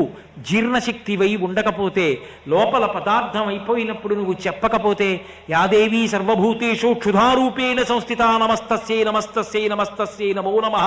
యాదేవీ సర్వభూతేషు శక్తిరూపేణ సంస్థిత నమస్తస్యై నమస్తస్యై నమస్తస్యై నమో నమః. తినడానికి పదార్థం ఇచ్చిన దానివి నువ్వు, తినడానికి పళ్ళు పెట్టిన దానివి నువ్వు, నవలడానికి శక్తి నువ్వు, తిన్నది నువ్వు, తిన్నదాన్ని జీర్ణం చేసినది నువ్వు, శక్తిగా మార్చిన దానివి నువ్వు, మాట్లాడించిన దానివి నువ్వు, కీర్తినిచ్చిన దానివి నువ్వు అన్నప్పుడు ఏది తిన్నా అది అమ్మవారికి నేను హవిస్సుగా ఇస్తున్నానన్న భావనతో తిన్నవాడు తిన్నది యజ్ఞం చేసి పూజ చేస్తున్నాడు. ఆఖరికి నిద్రపోతూ ఉంటే, అమ్మా నిద్ర కొనుక్కుంటే వచ్చేదా? నేను పడుకునేటప్పటికి నిద్రపుచ్చిన ఇంద్రియములకన్నిటికీ శక్తినిస్తున్నావు. అమ్మా నేను నీకు కృతజ్ఞుడను. నిద్రలేస్తూనే అమ్మా రాత్రి నాకు నిద్రనిచ్చి నా ఇంద్రియములకు శక్తినిచ్చావు, కృతజ్ఞుడను. ఇప్పుడు పూజామందిరం అవసరమేముంది? నేను ఎక్కడికి తిరుగుతున్నా అమ్మా నువ్వు ఈ కాళ్ళకి శక్తినిచ్చావు కాబట్టి వెళ్ళగలుగు. అన్నిటిలో అమ్మవారిని అనుసంటున్నప్పుడు అదంతా నేను భగవతికి చేస్తున్న పూజే. ప్రణామ సంవేశ సకమకిలం ఆత్మార్పణ దృశ సపర్యాపర్యాయస్తవ భవతు ఎన్మే విలసితం. ఇప్పుడు నేను చేస్తున్న ప్రతి పని ఆ తల్లి పూజయే. ఇప్పుడు ఆవిడిచ్చిన శక్తిని నేను దుర్వినియోగం చేస్తానా? చెయ్యను. భయము భక్తి రెండూ ఒక్కరి యందే ప్రవేశిస్తాయి. ఇప్పుడు ఏమైంది? శారదా నవరాత్రులలో మొదలుపెట్టిన పూజ ఆఖరి ఊపిరి వరకు ప్రతిక్షణం ఆవిడ పూజగా మారిపోయింది.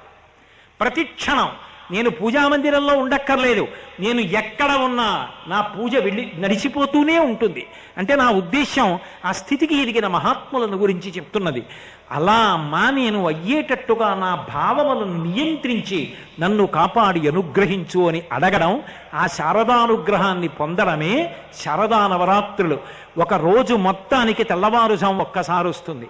అప్పుడు నిద్రపోయి తర్వాత బాధపడితే సుఖం లేదు.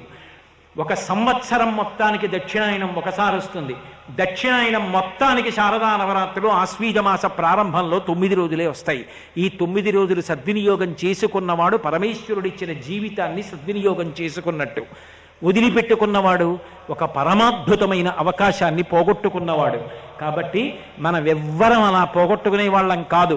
ఆ భగవతి యొక్క అనుగ్రహంతో, ఆ కనకదుర్గమ్మ యొక్క అనుగ్రహ విశేషం చేత చక్కగా మనందరం భక్తి శ్రద్ధలతో శాస్త్రమునందు గురువాక్యమునందు విశ్వాసముంచి శారదా నవరాత్రులను అనుష్ఠించి ఆ భగవతి యొక్క నిర్హేతుక కృపాకటాక్షరములకు పాత్రులమై ఆంధ్రదేశంలో ఉండేటటువంటి ప్రజల యొక్క క్రమశిక్షణ ఎంత గొప్పదో, ఆంధ్రదేశంలో నేరాలు ఉండవు అని చెప్పి యావత్ ప్రపంచము భారతదేశంలో గౌరవింపబడేటటువంటి స్థితికి ఆంధ్రదేశము వెళ్ళేటట్టుగా ఆ తల్లి తన యొక్క అనుగ్రహ విశేషం చేత మనందరికీ భావప్రచోదనం చెయ్యాలని, అటువంటి అనుగ్రహాన్ని మనకి వర్షించాలని మీ పనుపున నా పనుపున నేను ఆ కనకదుర్గమ్మ తల్లి యొక్క పాదార విందములకు సాంజలి బంధకంగా ప్రణమిల్లి నమస్కరిస్తూ, తనని నియోజకవర్గంలో ఉండేటటువంటి ప్రజలు విశేషించి కనకదుర్గమ్మ యొక్క ఛత్రఛాయలలో ఉన్నవారు శారదా నవరాత్రి ఉత్సవాలు సద్వినియోగం చేసుకోవడానికి కావలసినటువంటి సమాచారము అందాలనేటటువంటి తాపత్రయంతో ప్రజాప్రతినిధి అంటే ధర్మపోషణ కూడా చెయ్యాలని తన కర్తవ్యత నిష్టని బాగా జీర్ణం చేసుకుని వచ్చి ఆహ్వానించి నన్ను తీసుకొచ్చి కూర్చోపెట్టి మీ అందరికీ 4 మంచి మాటలు చెప్పించాలని తాపత్రయపడిన మీ ప్రజాప్రతినిధి ఉమామహేశ్వరరావు గారికి నా కృతజ్ఞతలు ఆశీర్వచనాలు తెలియచేస్తూ, మీ అందరూ ఇంత భక్తితో విన్నందుకు మీ అందరికీ నా కృతజ్ఞతలను ఆవిష్కరిస్తూ, వేరొక్కసారి ఆ కనకదుర్గమ్మ పాదార విందములకు నమస్కరిస్తూ, మంగళాశాసనపరై మదాచార్య పురోగమై సర్వైశ్చ పూర్వైరాచార్యై సత్కృతాయాస్తు మంగళం. మంగళం కౌసలేంద్రాయ మహనీయ గుణాత్మనే చక్రవర్తి తనూజాయ సర్వభౌమాయ మంగళం. ఉమాకాంతాయ కాంతాయ కామితార్థప్రదాయినే శ్రీగిరీశాయ దేవాయ మలినాథాయ మంగళం.